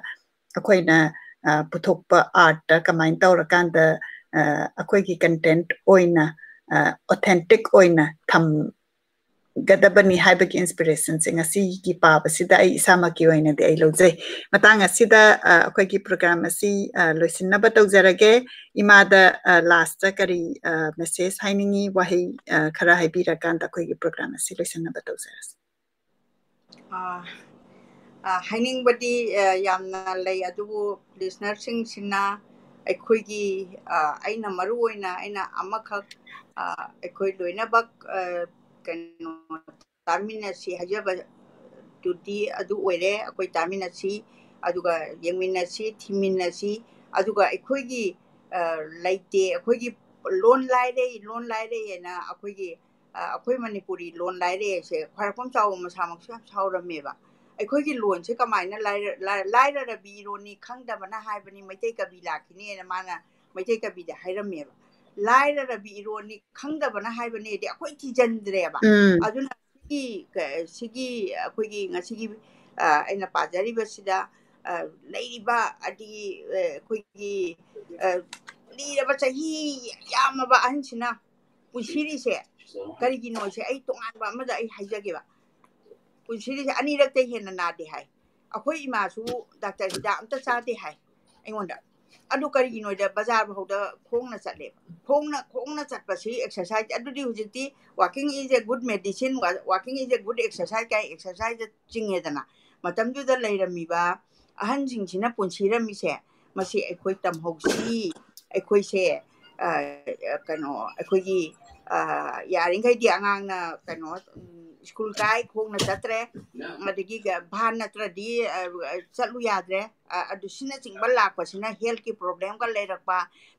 ꯆꯤꯟꯖꯥꯛꯇꯒꯤ ꯂꯩꯔꯛꯄ ꯄꯨꯝꯅꯃꯛꯁꯦ ꯁꯤꯒꯨꯝꯕ ꯑꯍꯟꯁꯤꯡꯁꯤꯒꯤ ꯃꯣꯏꯒꯤ ꯍꯦꯜꯊꯅ ꯌꯦꯡꯉꯣ ꯑꯅꯣꯛ ꯍꯥꯞꯇꯦ 94 ꯁꯨꯔꯕ ꯑꯍꯟꯁꯤꯅ ꯃꯅꯥꯁꯨ ꯀꯩꯅꯣ ꯇꯧꯗꯦ ꯌꯥꯁꯨ ꯇꯦꯛꯇꯦ ꯍꯥꯏ ꯑꯗꯨꯒꯨꯝꯕ ꯃꯤꯁꯦ ꯉꯁꯤ ꯎꯗ꯭ꯔꯦꯕ ꯑꯗꯨ ꯀꯔꯤꯒꯤꯅꯣ ꯁꯤ ꯆꯦꯟꯖꯁꯦ ꯂꯥꯛꯏꯁꯦ ꯍꯥꯏꯕꯁꯦ ꯃꯁꯤ ꯈꯪꯃꯤꯟꯅꯔꯀꯥꯟꯗ ꯑꯩꯈꯣꯏꯒꯤ ꯃꯣꯏꯒꯤ ꯄꯨꯟꯁꯤꯔꯣꯟꯗꯣ ꯃꯣꯏꯒꯤ ꯐꯤꯖꯦꯠ ꯃꯇꯝꯗꯨꯒꯤ ꯁꯪꯒꯥꯔꯤ ꯇꯣꯡꯕꯗꯨ ꯇꯣꯡꯁꯦ ꯍꯥꯏꯕ ꯅꯠꯇꯕ ꯃꯣꯏꯅ ꯇꯧꯔꯝꯃꯤꯕ ꯂꯣꯟꯆꯠ ꯑꯗꯒꯤ ꯃꯤꯕꯨ ꯀꯜꯂꯛꯄ ꯂꯩꯇꯕ ꯃꯤꯒꯤ ꯃꯥꯡꯅꯕ ꯈꯜꯂꯨꯗꯕ ꯏꯃꯨꯡ ꯃꯅꯨꯡꯁꯤꯡ ꯌꯥꯝ ꯅꯨꯡꯁꯤꯅꯅ ꯂꯩꯕꯒꯤ